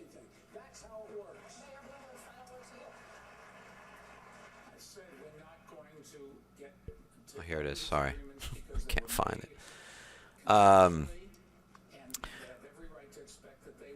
Okay, some great examples on this chart. What I look for. Steepness. You don't get much steeper than this right here. Does everybody see this? Oh, it's off the chart, of course. Sorry. This right here on the chart, if you can see it. You get a quick double bottom. It pushes down, makes a low, comes back up to the mean and the, the mean and the 200, comes back down and makes a quick double bottom. Now, I am already stalking this thing once it makes this low and starts to move back up. And I say to myself, and many times I'll draw this line in before this occurs, and that's why you see that the lines aren't always perfect, and it's not a perfect science. I already have this drawn in, and you'll hear me put it in. I'll put it in the chat room, or you'll hear me on the air, and I'll say, if this happens, if this thing challenges the low, the divergence is going to be steep, and that's exactly what happened, and that's exactly why we took this trade. Again, here's another one. Makes a push down, makes a low. Order filled. Makes another, Order pushes canceled. up. When it's up here, and I'm expecting another test probably of this 200 EMA or 200 SMA or this other Keltner. I'm hoping it's going to test. This is very powerful. If this thing gets back down, and I'm anticipating if this thing gets here, I'm already have this line drawn in horizontally. If this thing should pull back to this line, I know it's already going to set up a steep stochastic because I'm watching it as it's unfolding. You may say, Rob, these are all great after the fact. No, these were drawn in previously. They were started. The patterns were started, and as they develop, they look that much better on paper. Here's another one. This is another example of steep spike in price, flat stochastics. Flat price, steep stochastics, or steep price and flat stochastic. Either one are both very powerful moves. The fact that this thing pushed up to a Keltner 4.5 twice and traded through and made even if this stochastic were totally flat and it was a steep price, I would take that trade because I already know what the Keltners can do for me. And if the divergence works, I know it's going to be equally as good.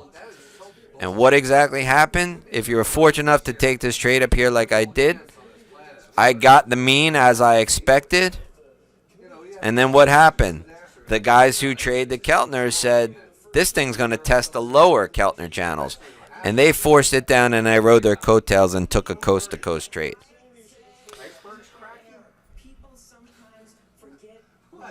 Another example.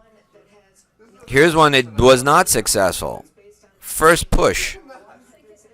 Sorry.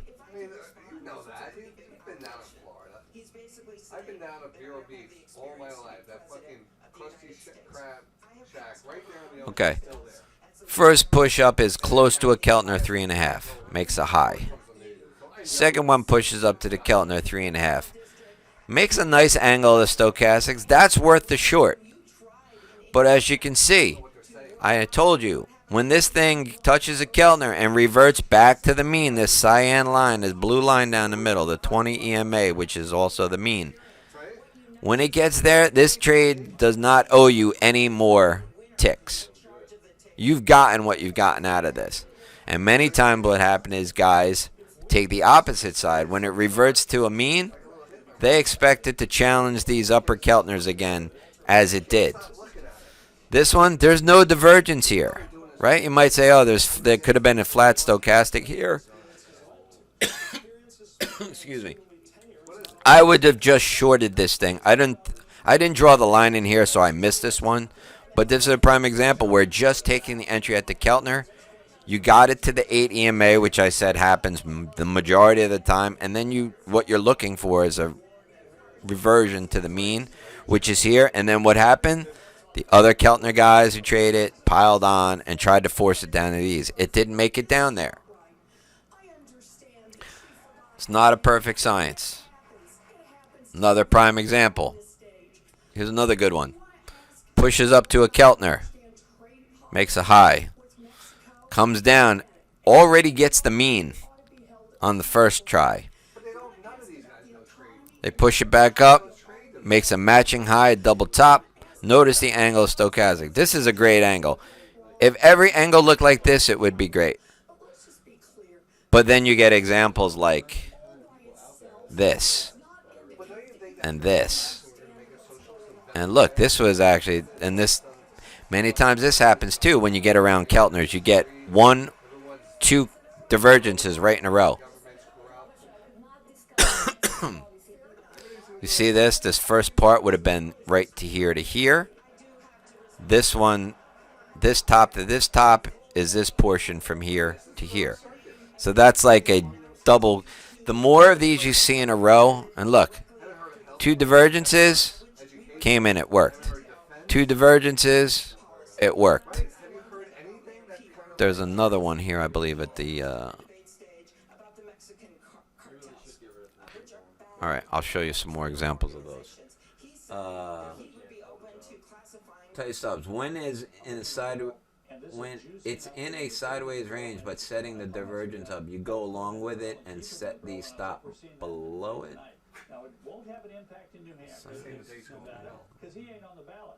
Won't have an impact in South Carolina because he's not on the ballot. I guess you're, Diego, I guess you're saying if it's a bi-divergence. And despite all the advertising money he spends, it may begin to sort of...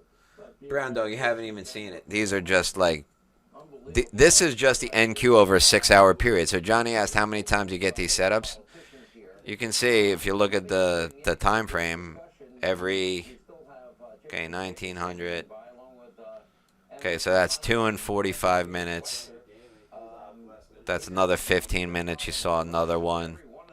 Another 15 minutes. You saw another one. So at least every 15 minutes, you're finding some. Here's a little lull here. I probably could have took this one. It's not a Keltner set. I'm sorry, it's a Keltner setup. There's no divergence. But again, a Keltner setup to me, just because of what it represents, is powerful enough and standalone as a criteria to take a trade. If I get a Keltner and a divergence, I'm happier than a pig and shit. Okay, let's give some other ones. Okay, this is something I want to talk about. So the next example, let's see here.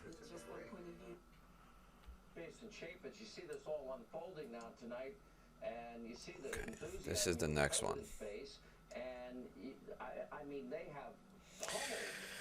Okay.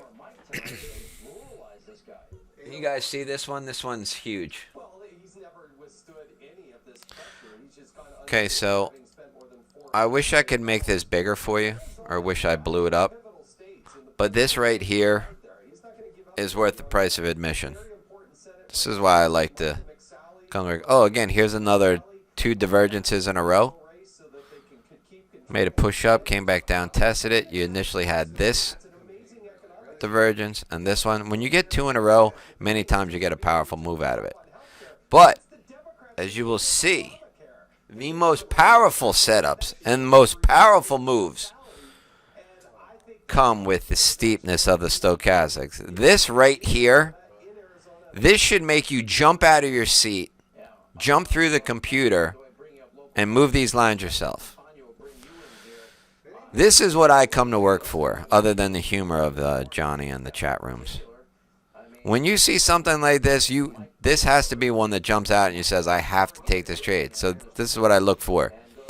You may say, oh, Rob, you probably would have got stopped out a bunch of times. It's true. You probably would have got stopped out in these, but you can see when it gets down to these levels, there really aren't any recognizable signals, right? Until you get to this point. You make a Keltner touch, a Keltner 4.5, which is a very extreme move. You make a low. You push up.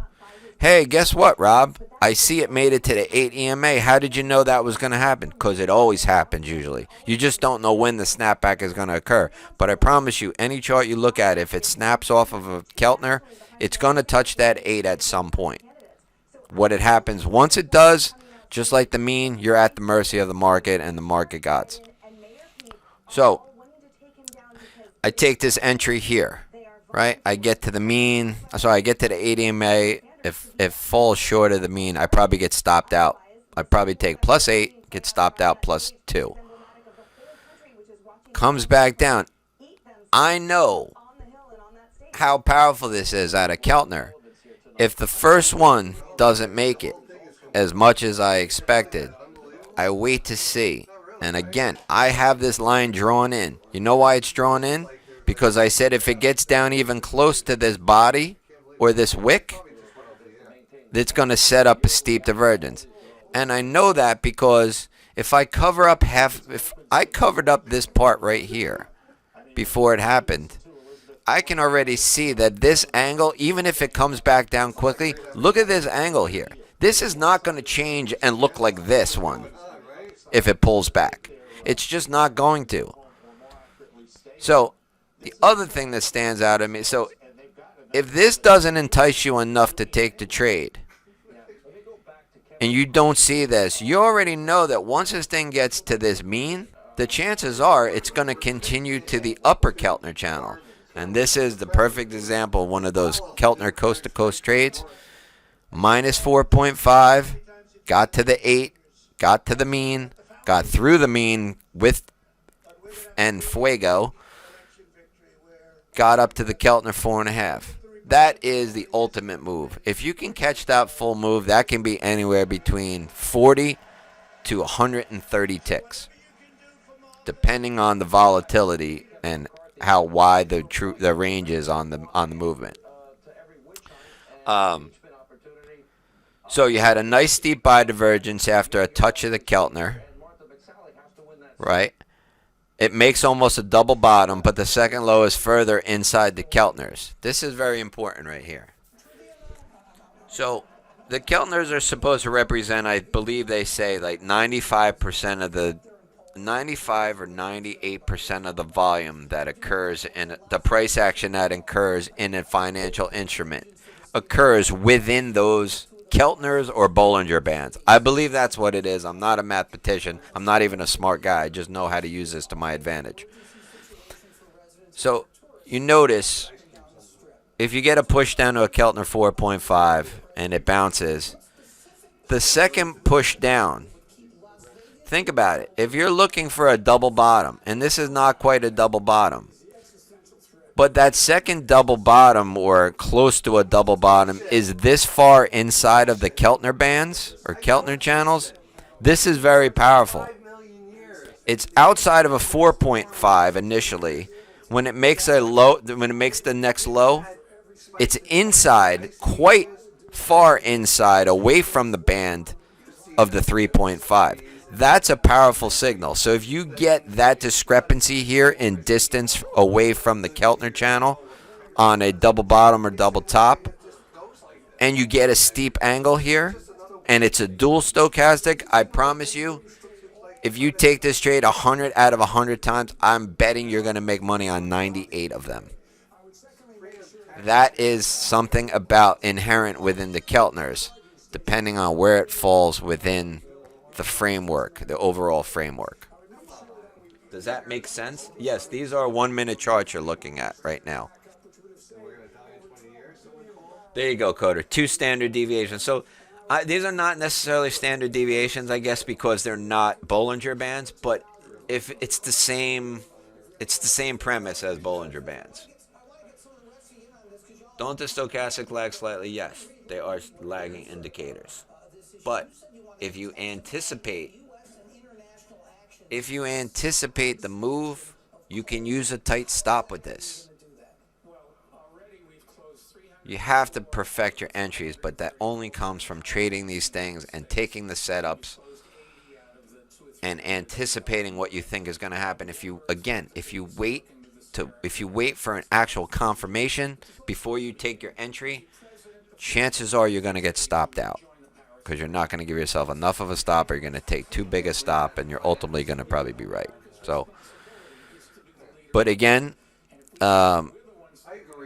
we said that the distance away from that previous Keltner inside, that's a very powerful signal, and that usually signals that a reversal may be coming, and it turned out in this case to be what we like, the Keltner coast-to-coast trade.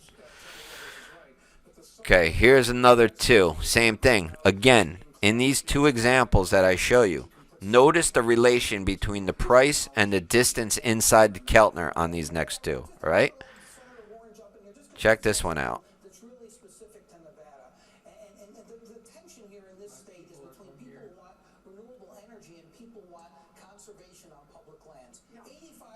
Okay.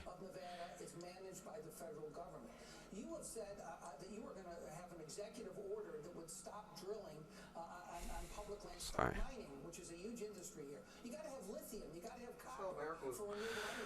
Okay, again, the point is, notice the relation between the price and the distance inside the Keltner on this one. So this one touched the Keltner 3.5 on the first push down. It was a steep decline in price, but notice, where does this other low occur? Way inside of the Keltner signal at the band. Okay, next one. Keep that in mind. That's a very important concept. If the majority of the price occurs within it, and then you know once it gets through that mean, it's probably going to touch that upper Keltner, you have that to your advantage. Okay. Another beautiful example. Go figure.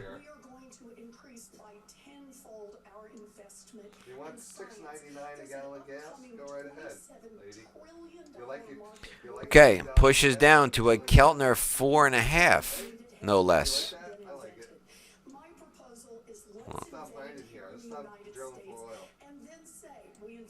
Pushes down to a Keltner 4.5.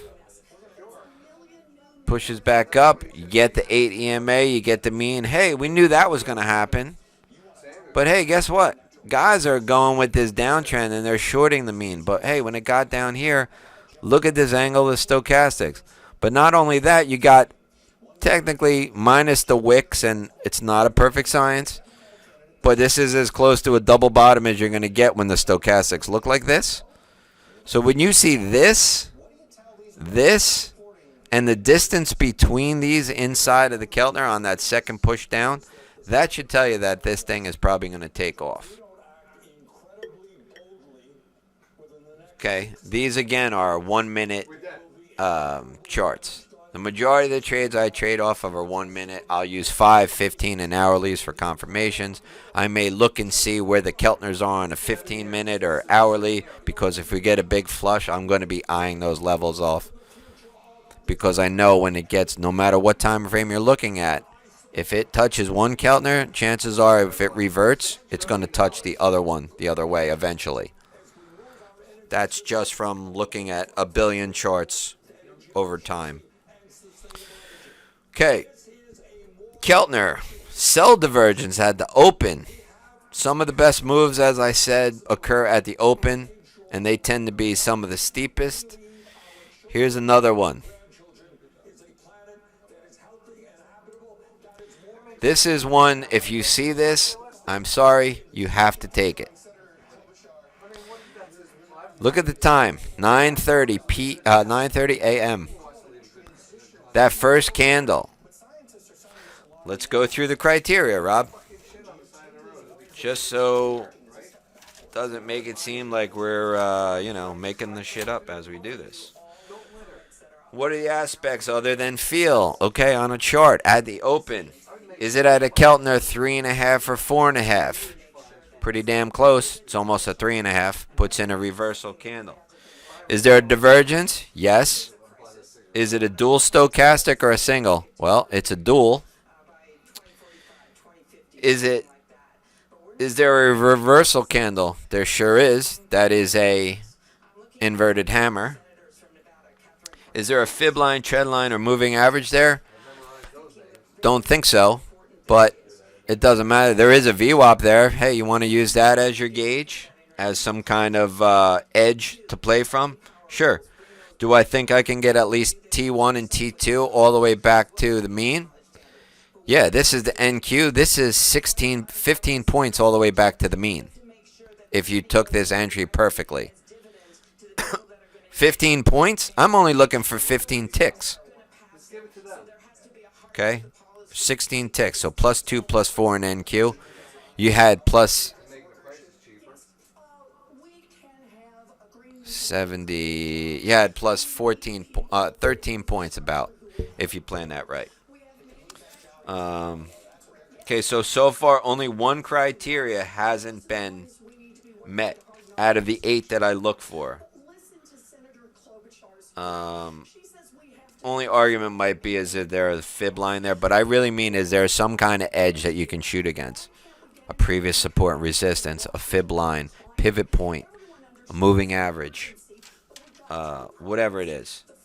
Is it a double top or double bottom? Well, it's actually a higher high, but you could argue that this is almost a double top if you take away the wick, which I say many times I skip the wick because I just consider it noise. And the most important criteria. What's the most important criteria, kids? What overshadows anything from my decision to take the trade? Bueller. There you go. Coder. Spoken like a child prodigy. Steepness. Steepness will overrule anything for me, usually. Okay. You said some of the best moves occurred to open. Here's a steep buy divergence at the open now. And if this doesn't get you excited, you guys should just go back to sleep, man. Because... Okay. Look at this beauty.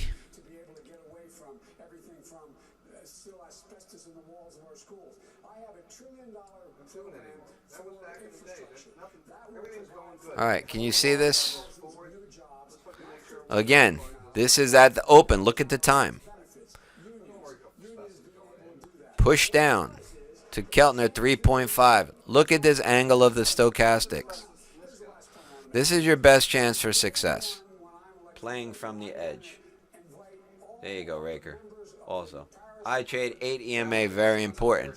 But the overall determining factor, the trump card, no pun intended with the man Captain Orange on TV. The trump card in this whole scenario is the steepness. The steeper, the more conviction I have of the move. And oh, we've got some steep ones coming. Okay.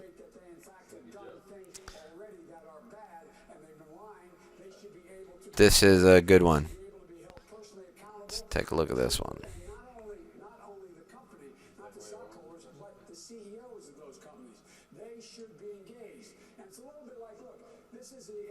We should be able to sue.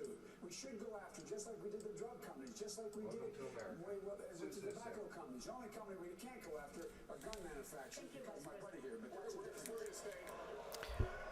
Okay. My question is to Mayor Bloomberg. Mayor Bloomberg, your business is heavily invested in China. Okay, so this one. First touch of a Keltner 3.5 on the first low. Push down, pushes back up. Push down to a Keltner 4.5 on the lower low. Sets up a nice divergence, right? That's a great angle. The 4.5 usually sets up. The 4.5 setup usually yields more than the 3.5, but do not discount the Keltner 3.5 setups.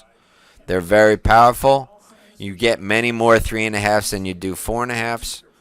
So frequency of trades more occur at the 3.5. Probability of success, 4.5 outshadows the 3.5. Overshadows. And there you go. So you get the second push down. Great entry. So initial pushes to a 3.5, makes a low, pushes to the 8 EMA. Wow, amazing how that works. Challenges the 4.5, leaving lower, sets up a steep divergence. And what does it do? Goes back to the mean. Goes back to the EMA. Tries to test it. Gets to the mean. That's all you're looking for. But again, if you're already long the trade, you should take a couple targets by the time it gets to the mean. Because if you're wrong, it's going to probably test. It's going to test these lower levels. But if you're right, you're going to ride the coattails of the guys that are looking for this thing to ride back up to the top. So perfect. Keltner minus 4.5 to a Keltner plus 4.5. Another beauty.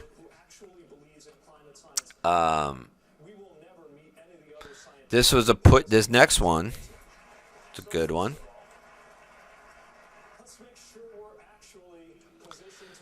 And guys, I gotta ask the question: do you notice anything about all of the charts that I'm showing you?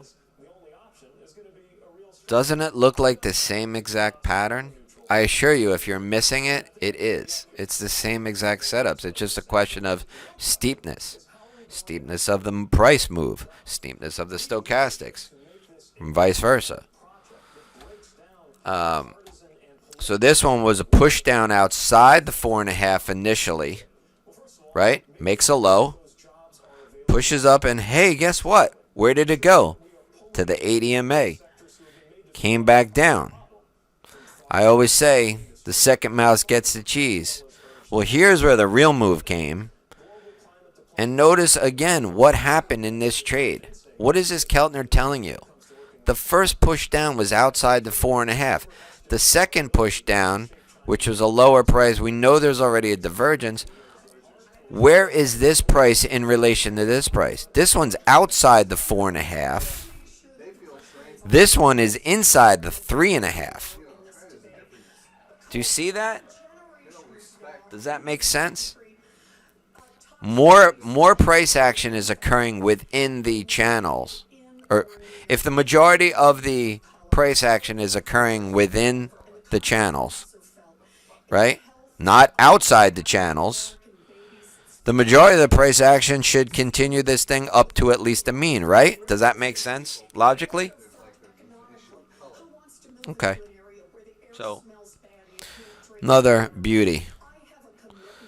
Okay, this is one of my. These are two of my favorite trades, and they occurred right in a row. How fortuitous.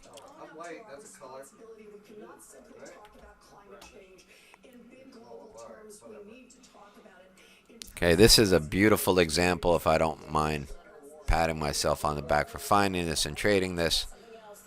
But here we go. This one, two of my favorite trades. One is a divergence at a Keltner channel. Well, let's do the first one. First is a Keltner touch at a channel line. This is an existing channel that it's in, a rising channel. Pushes up to the Keltner 3.5, almost a 4.5. Now there's no divergence here really, unless you consider this slight little divergence that took place here that I didn't draw in. Notice from here to here that's steep and this is steep. Many times I'll key off of that. Or you could take it from this point to there and say it's kind of like a flat divergence right there. But that's a good one just for the fact that sure enough, look, it shorted the 3.5. What did it do? It got to the 8 EMA, shocker. It got to the mean, the 20 period moving average. This trade, you're entitled to nothing more on this trade. You got what you wanted out of this trade. If it gets down to the lower Keltners, that's all gravy. But if you think you can get your first two targets by the time it gets to the means, by all means, that's a good trade to take. One of my other favorite trades occurred right after that, probably about a half hour. Now you have the other existing channel line, the lower channel line in this rising channel. One of my favorite trades to take is when I get a divergence as it's about to approach a channel line in either support or resistance. I will take this trade usually 90% of the time. 9 out of 10 times I will take this trade. Because I know that this divergence is powerful enough that it may push it through this channel line, and then the institutions may jump on this, and the algos may just force this thing to down here. And we already said that once this thing cracks the mean, even though it wasn't up at a Keltner over here, if it's making its way towards the mean, it should continue further downward. But again, you're not entitled to it. It doesn't owe you anything once it reaches the mean. If you get it, it's all gravy. Okay. Now comes to my favorite part. If I'm going to hammer this thing home, I have to show you the ones that have to jump out at you. And until they jump out at you, you're not going to see the power in these things. So let's look at each one of them right in a row.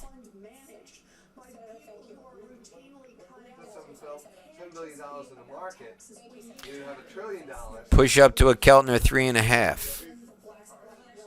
Let's see. Push up to a Keltner 3.5. Makes a high. Comes back down. Hey, guess what? It hit the 8 and the mean. Shocker, right? Bounce, find support at the mean, which is a 20-period moving average. Even though it's through the middle of a Keltner, this is a 20-period moving average. And I told you, institutions live and die by the 20-period moving average. So if you're not happy with the 8 EMA because it's too short of a span for you, or it's too volatile, trade a 20-period. Maybe only buy pullbacks to the 20. So, hold on, I'll address questions in a second. So again, the second push-up goes to a Keltner 4.5. And what did it do this time? It got to the 8 EMA, it got to the mean, and it got almost to the other Keltner below, and it got to the 200 SMA. Funny how that works. Steepness. Next one, another steep one that you must take if it occurs. If you see this angle of the stochastics, I promise you, you need to take these. Push down to a Keltner 3.5. Makes a low. Gets back to the 8 EMA. Shocker. Comes back down to test it. Look at how steep this angle is right here. This should jump out at you. And you should be anticipating this because I told you, if it tests a Keltner channel many times, that second trip down, it's going to try and test either this level again or the lower Keltner. If you see this starting to set, if you see it starting to flush, and you see these stochastics are not budging to go down like this did, you need to jump on this thing. Again, another one right after it. Few minutes later, double top. It occurred at a VWAP. Big deal. I don't really look at the VWAP that much, but it's another line that people key off of. Double top. Look at how steep this angle is. This has to jump out at you and say, this is an anomaly. This is an extreme. Okay, next one.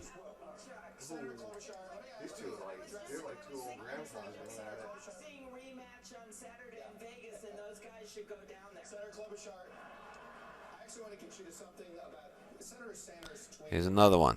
Last year, billionaires should not exist. Okay. What say you? Believe in capitalism, but I think I believe in capitalism too there. Okay. Another great example. Going back to the same rule. Push down to a Keltner 4.5. Makes a low. Gets back to the 80 MA. Shocker. We said if it touches a Keltner, chances are that after an extreme oversold condition, it's probably going to test it again. Comes back down. You should be anticipating when it touches Keltner and it made a move back to the 80 MA and hopefully the mean. If this thing should come down, you're got to be thinking ahead, like in a chess match, a few moves ahead, saying if it gets back down to this level here where it was before, what are the stochastics going to look like? And it starts to move back down here, and you see the angle forming steeply, and you see this doji right here, and it gets above the 8, and finally, look, it gets to the mean. This trade is giving you all you are entitled to. Okay. Next one. That's 3B. Okay, this is another steep example.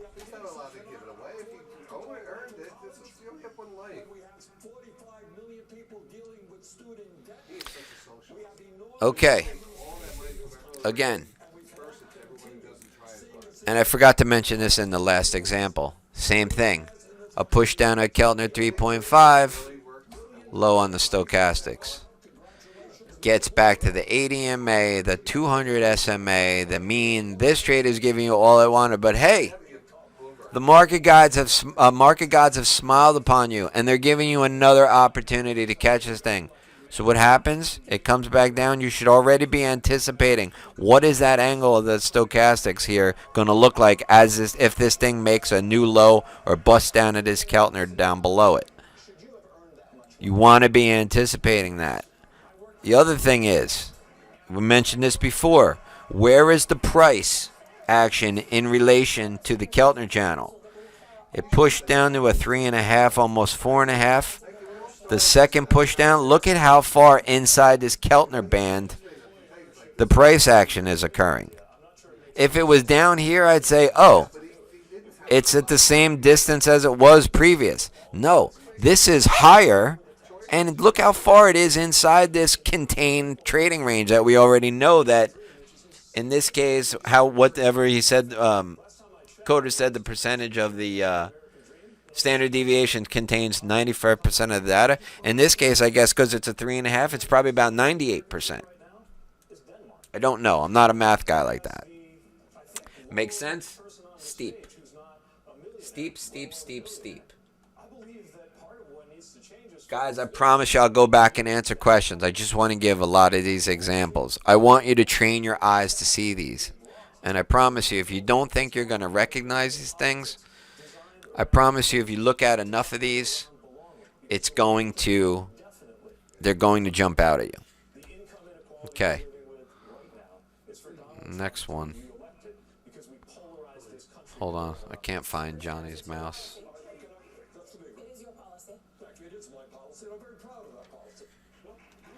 What we need to do to deal with this grotesque level of income Okay, sorry. I lost the...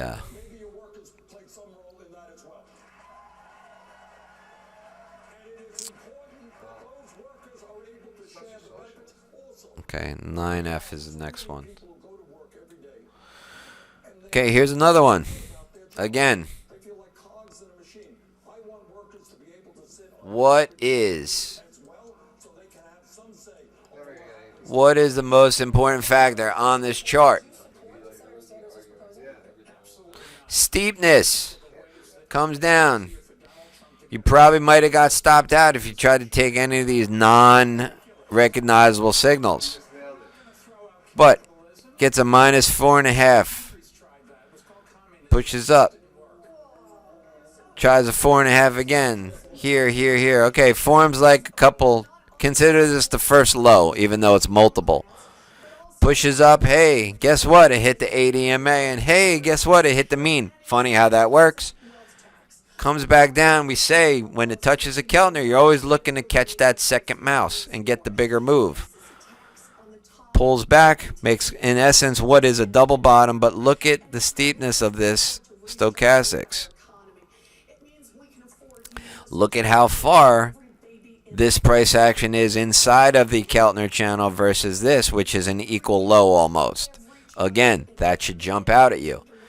What ultimately happens, second mouse gets a cheese, and you get a Keltner coast-to-coast trade through the mean all the way to the upper band. 93CD.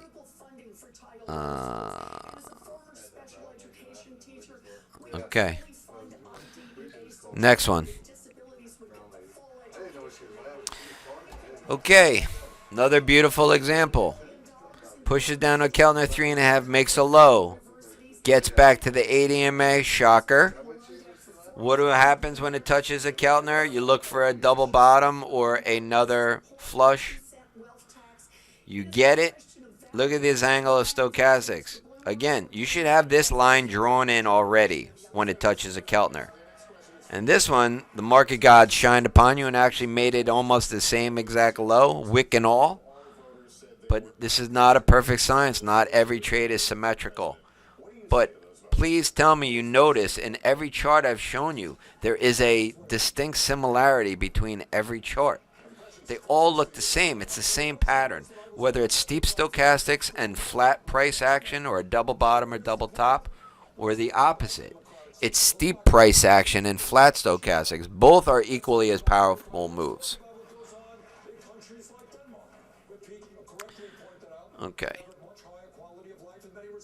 Next one. Oh, that's the same one. Hold on.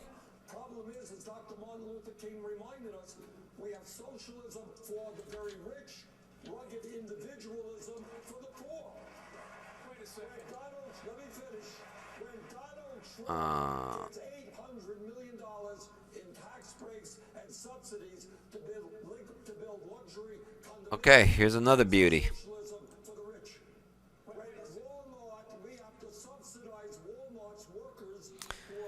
Pushes down to a Keltner 3.5. Keltner 3.5. You might have got faked out here if you tried this one, because this looked like this was gonna. I would take this setup right here.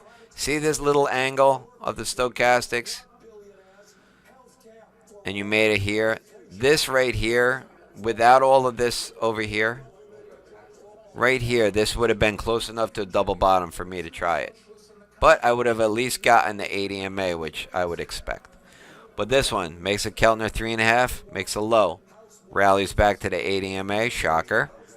Makes the double bottom.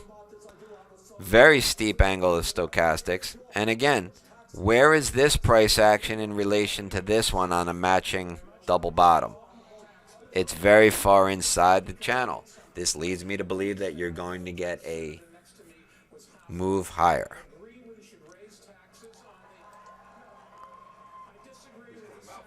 We looked at that one.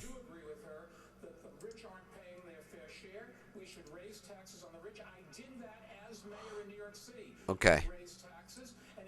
Here is another one. It's kind of hard to see because it's it's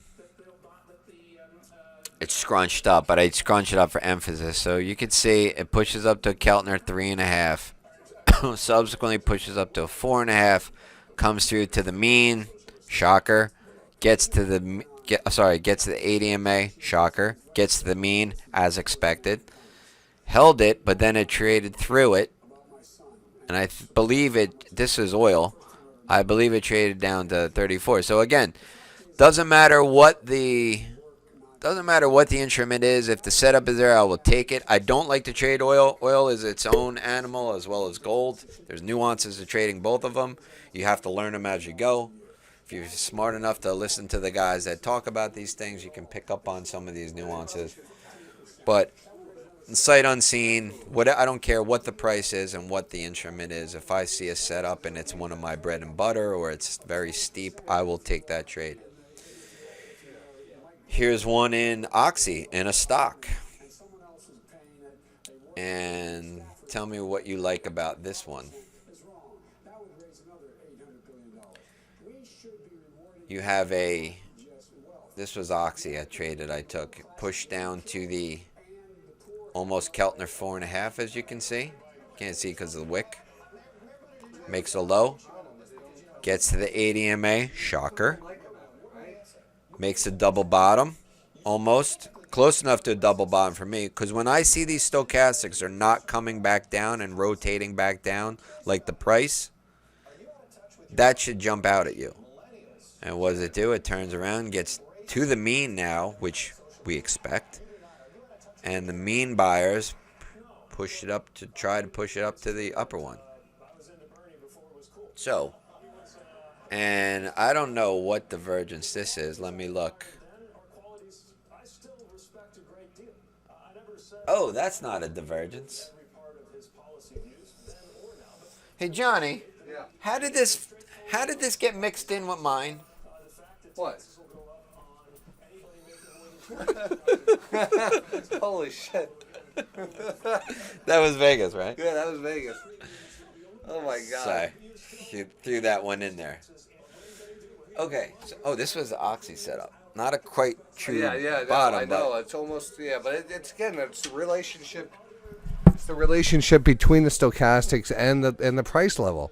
Over time, you're going to get that feel for that and say, all right, that was close enough to a bottom, but it's much steeper stochastic. It's not near a bottom on the stochastics. So it's about how the relationship of the two are.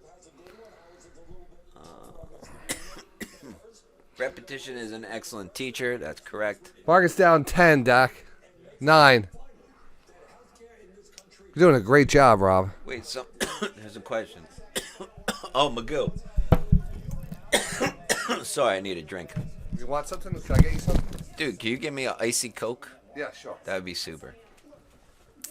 Magoo's asking, I seem to get stopped out on a lot from the double bottom or double top. And then it goes to a higher... Wait, hold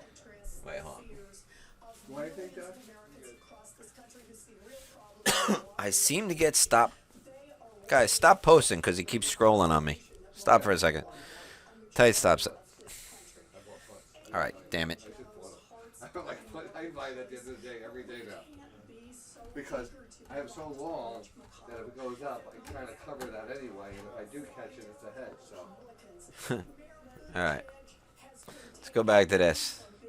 Tight stops. What do you mean when you say ride on the boat with the cheerleaders? Is the Keltner's traders carrying the price beyond the mean to the other side? No. When I say I'm taking a boat ride with the cheerleaders, when you get all 4 targets or 3 targets, whatever they are, they consider that a full boat. And Mrs. My Edge was once a very attractive cheerleader. Still an attractive cheerleader now. But we always say that I have the cuties waiting at the dock to pull up my full boat too. That's just a little joke between us.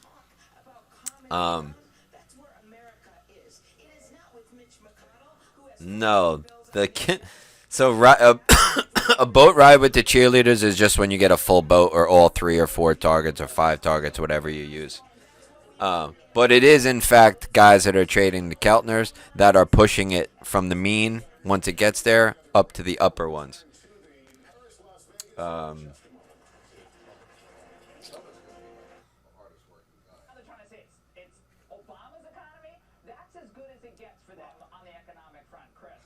Let's see. You know, the president does not tell us what he inherited. He says he inherited a mess. The economy was rising when he came into office. Healthcare. He's out there right now fighting against pre-existing conditions. Diego, after it gains an 8 EMA, then look for an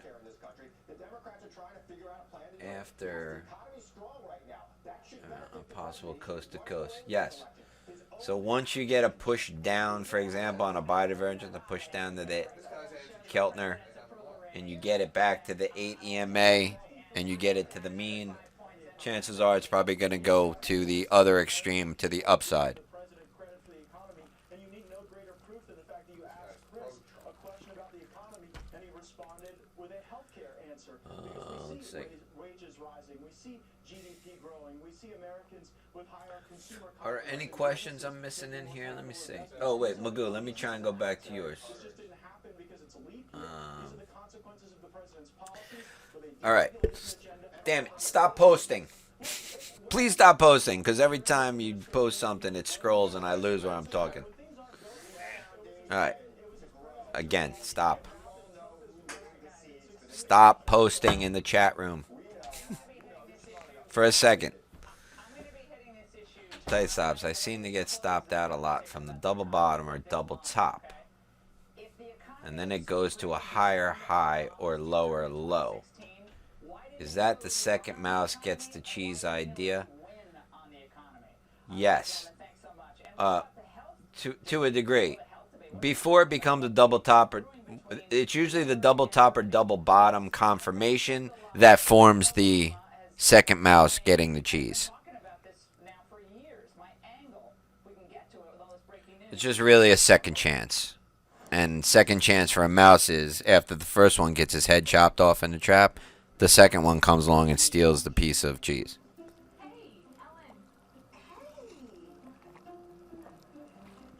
The second entry is usually better.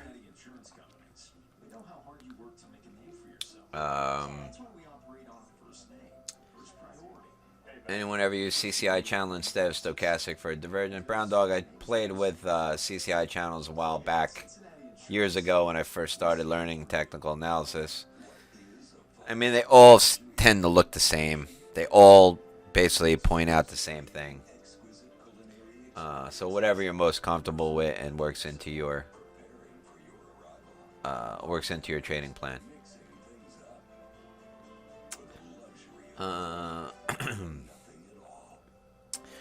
Tight stops, is it fair to say if price switches sides on the 8 EMA respect? Not necessarily. These are the first responders who put out the fire. Because this expertly trained professional called Okay. So, guys, I think I pretty much covered everything unless you guys have some questions. Johnny, if you want to, if there's anything you don't think we covered or you want to. No, I was glad. I was. In conjunction and stuff like that. No, I think that was good. I think what I want to do is actually see if you can program this. Yeah, I want to program that in. We'll talk later on that, and I think that was great. That was a great. Did you go over your parameters on your Keltners? Yeah. 3.5, All right. 4.5 simples. Yeah, how to set those up.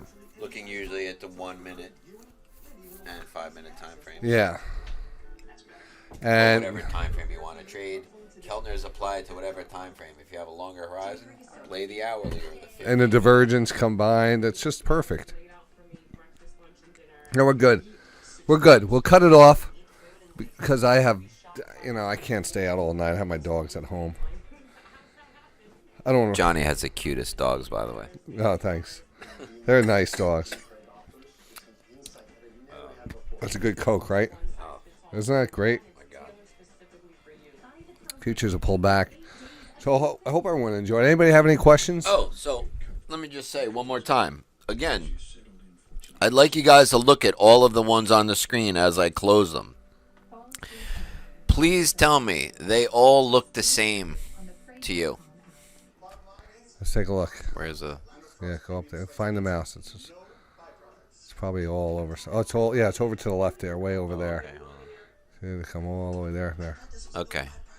Okay, you see this one on the screen? Yep. Look at the setup. Yep. Look at this one on the screen.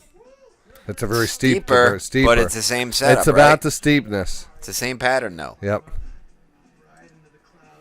Steep. Yep. Steep. Steepness. Yeah. Good Decent. one. You had a kind of steep Yeah. drop in Reversal price candle though. with flatter stochastics, just an equally as powerful move as steep stochastics. And I would say the other thing you have to, if you get that reversal candle, put that stop right under the reversal candle. Right. You know, and that candle could be anything that has that close near the top of the candle. Bigger the tail, the better. Tail should be at least 2 times the size of the body. I like the bigger tails myself. Yeah, I know. The bigger the tail, the better. In most cases, you are correct, John. At least the girls that I hang out with. Next one. Shake that tail feather. Steep. Nice. Yeah. Perfect. Steep. Perfect. Steep. Yep, they're all the Steep. same. Nice selection here. Come on. Perfect. Guys. Steep. Steep. Yep. Steep. Yeah, and a steep, and again, remember, use that 20 line. Use This that is 20 still line steep. as your benchmark. Should have a low before that. The stochastic low should come with the first low underneath the 20. The second low of the price should have the stochastic low above the 20. And I think that's, you know, the higher it is above that 20 is better. See, Johnny wouldn't like this one because it didn't test the 20. But This I'm first all time, no, over that. I do like it. I call those mid-rotation divergences. Right. As long as we have the price reaction. You're right. It's not. I probably would have missed that one because I didn't see a lower low. But if you were focused on Keltners and you know what to anticipate when it gets a Keltner, Yeah, well, I did see you that push Keltner up is the and try first and one. Test it Yeah. again? Scroll down the chat there because we're missing the. There's a lot of questions coming in. Might as well get through the questions before we leave, if there is anything. Tight stop, you use TOS, right? Your stochastic look a bit different than mine and Ninja. Do you know the full properties of the stochastic? Unfortunately, like Johnny's platform, Medved, TOS, Ninja, they all have different parameters and the way they have their Yeah, their formula I think is set up a little different, but they're all 9, 14, 9, 3 fast, 14, 3 fast. You probably just have to, you know, there you go, offset multiplier. And don't- I guess that's the 3.5, 4.5. And don't forget to follow the D line. I mean, he'll have two. He has those 2 lines on there, but I find it sometimes easier to recognize that if I only follow one line, I follow Just a percentage D? the percent D. Yeah. Okay. Yeah, because it just kind of cleans it up for me. I get to see. I'll have to try that. Yeah, I just transparent the K on my charts. They should give you an option on your parameter, you know, your settings for your stochastics. So You give me- the lagging one is the D. yeah, So the green one is the D. yeah, the green one or the lagging one, slower one is the D, which is the moving average applied to the K percent. So it's just slowed down by 3 period moving average, which ends up being the full or the slow when you think about it. It's a Okay. slow K. That's what's kind of interesting about the stochastics, that they evolved over time. The slow, the fast, the slow, the full. Another So one. the slow is actually the fast with the K already having the 3 or the moving average applied to the K, the D. So it's kind of a weird thing, but you'll get it. Another one. Steep. Yeah. Look at how steep. Not a true double bottom, but again, as you're watching this, I've already told you if it touches a Keltner, many times it pushes up. It tries to test. It didn't get close enough, but you can see as this price is moving down, these stochastics are not going to budge and get anywhere How near would close you, to that. as a couple final questions, how would you advise a newer trader coming into the market, trading this style, how many contracts to start with? Would you start with the minis? Would you start, well, the YMs are just as good as the minis. I would actually ask you to start in sim. And I would ask you, I would start in sim. Yeah. Open up a TOS account or some of the other ones and just start in sim. Start with 3 contracts. And I would use 3 targets. And I would just practice and hone my entries on these. Yeah, I have the kind of a same kind of criteria. Start with sim, put in certain $5,000 in the sim account, take the setups, like Rob said, a standard setup, 3 contracts or whatever, build that account until you double it. And try to get all 3 targets. Try to get the targets, put your targets in. You know, you have to work on that probably on the next webinar is how to set up our charts and how to automate the system a little bit better for you and see how you do it. You do it more manual than I do. I do it more manual because I think there's a lot more gut involved. Yeah. And a lot more feel that But I have the bot now programmed in to take that automatic first profit, then moves it stop really tight up. The auto trail feature. Yeah, so I think that helps a lot for people too. That is one of my reasons for switching the Ninja, believe it or not, because I do all this shit manually. Yeah, I know you do it manually. That's why it's kind of, you know, if I don't have to babysit it. This one. And John, this is one I wanted to show you. I pointed this out the other day. double top. Oh yeah. I love these. Yeah, and it's where inside the of a channel. divergence sets up right at a channel line. And because I know from what you've told me is many times when it drops out of a channel, the trapdoor, channel line, it drops out of a channel. Many times it pushes to the highs of the day after. But I love the divergence that sets up right before it approaches a existing. Or right on a trend line like that. That's nice. Right? Yeah. That's perfect. That is perfect. And I was calling it in the chat room saying, one of my favorite setups is coming up. I think this one's going to work. And sure enough, once it cracked the 80 in May. You're posted in color, right? Yeah. Yeah. Green, yeah. So we'll look for tight stops in green. We should put you in a little darker green, maybe. Darker green. So when he posted these trades, but it does a lot in the futures room. You got to remember we have a futures chat room. You don't have the futures room open. No, I don't. Yeah, dude. All in green. All right, so let's wrap it up. Okay. Guys, if you have any more questions, just write them down. We can address them in the chat room tomorrow. This is great. This is awesome. It was very organized. We had a good time. Watching the debate back there, I'm kind of zoning. No, it was a good show. Thank you, following Keltner down like a waterfall right now, tight subs. Coder, I'm no hero. You're the hero. 3 minute more than 1 minute, right, Rob? Yamada, I've said in past shows that we've done, I never used to look at the 1 minute. I've changed my mind. With Keltners and Divergences, the 1 minute gives you that early entry. I'd rather be wrong and anticipate the move than wait for confirmation and get stopped out. So most of these bottoms, most of these big moves always start with a divergence. So you might as well. And oh, that was shit. I thought we saved that one. Thought it was the lows of the day. We had one last week where it was a very frustrating day. There was no traction. You get +8, +2, or there's a lot of +1 stop outs. Yeah, you mentioned that. And I waited till the very end of the day, and I got a Keltner, double bottom, steep, and it just turned out to be the best trade of the day. What does that say? Not in on your YouTube? Put it on YouTube. Your YouTube. Thank you. Wow, then. Great show, Tight Stops. Gonna try to catch some sleep. Gonna say, Diego, thanks for stopping by, man. Great having you. Yamada, stick with the 1 minute, but 3 minute is definitely still valuable. And so is 5. Yeah, you get to reference it. Just scroll through. If you see it on the 1 minute and 3 minute, that makes it even better. Yeah, and the other thing is you see I'm very active, and I like to take every twist and turn because when I'm following the thing, I'm in the rhythm. Yeah. So I do like to take every twist and turn, which usually isn't the best thing. But if you Yeah, wait but for a if you- 5-minute setup, you're going to get fewer setups. do see If you these wait things for the working 3, out. You're I going mean- to get fewer. Yeah, it's very hard to find one that doesn't work out. So why not take them all? And again, I stress, this is not after the fact. This is how they developed, and that's how the pictures look. But we're anticipating them as they're occurring. All right. So we're going to see you tomorrow in the markets. This is a 3-hour show. We did a 3-hour show. I want to save this.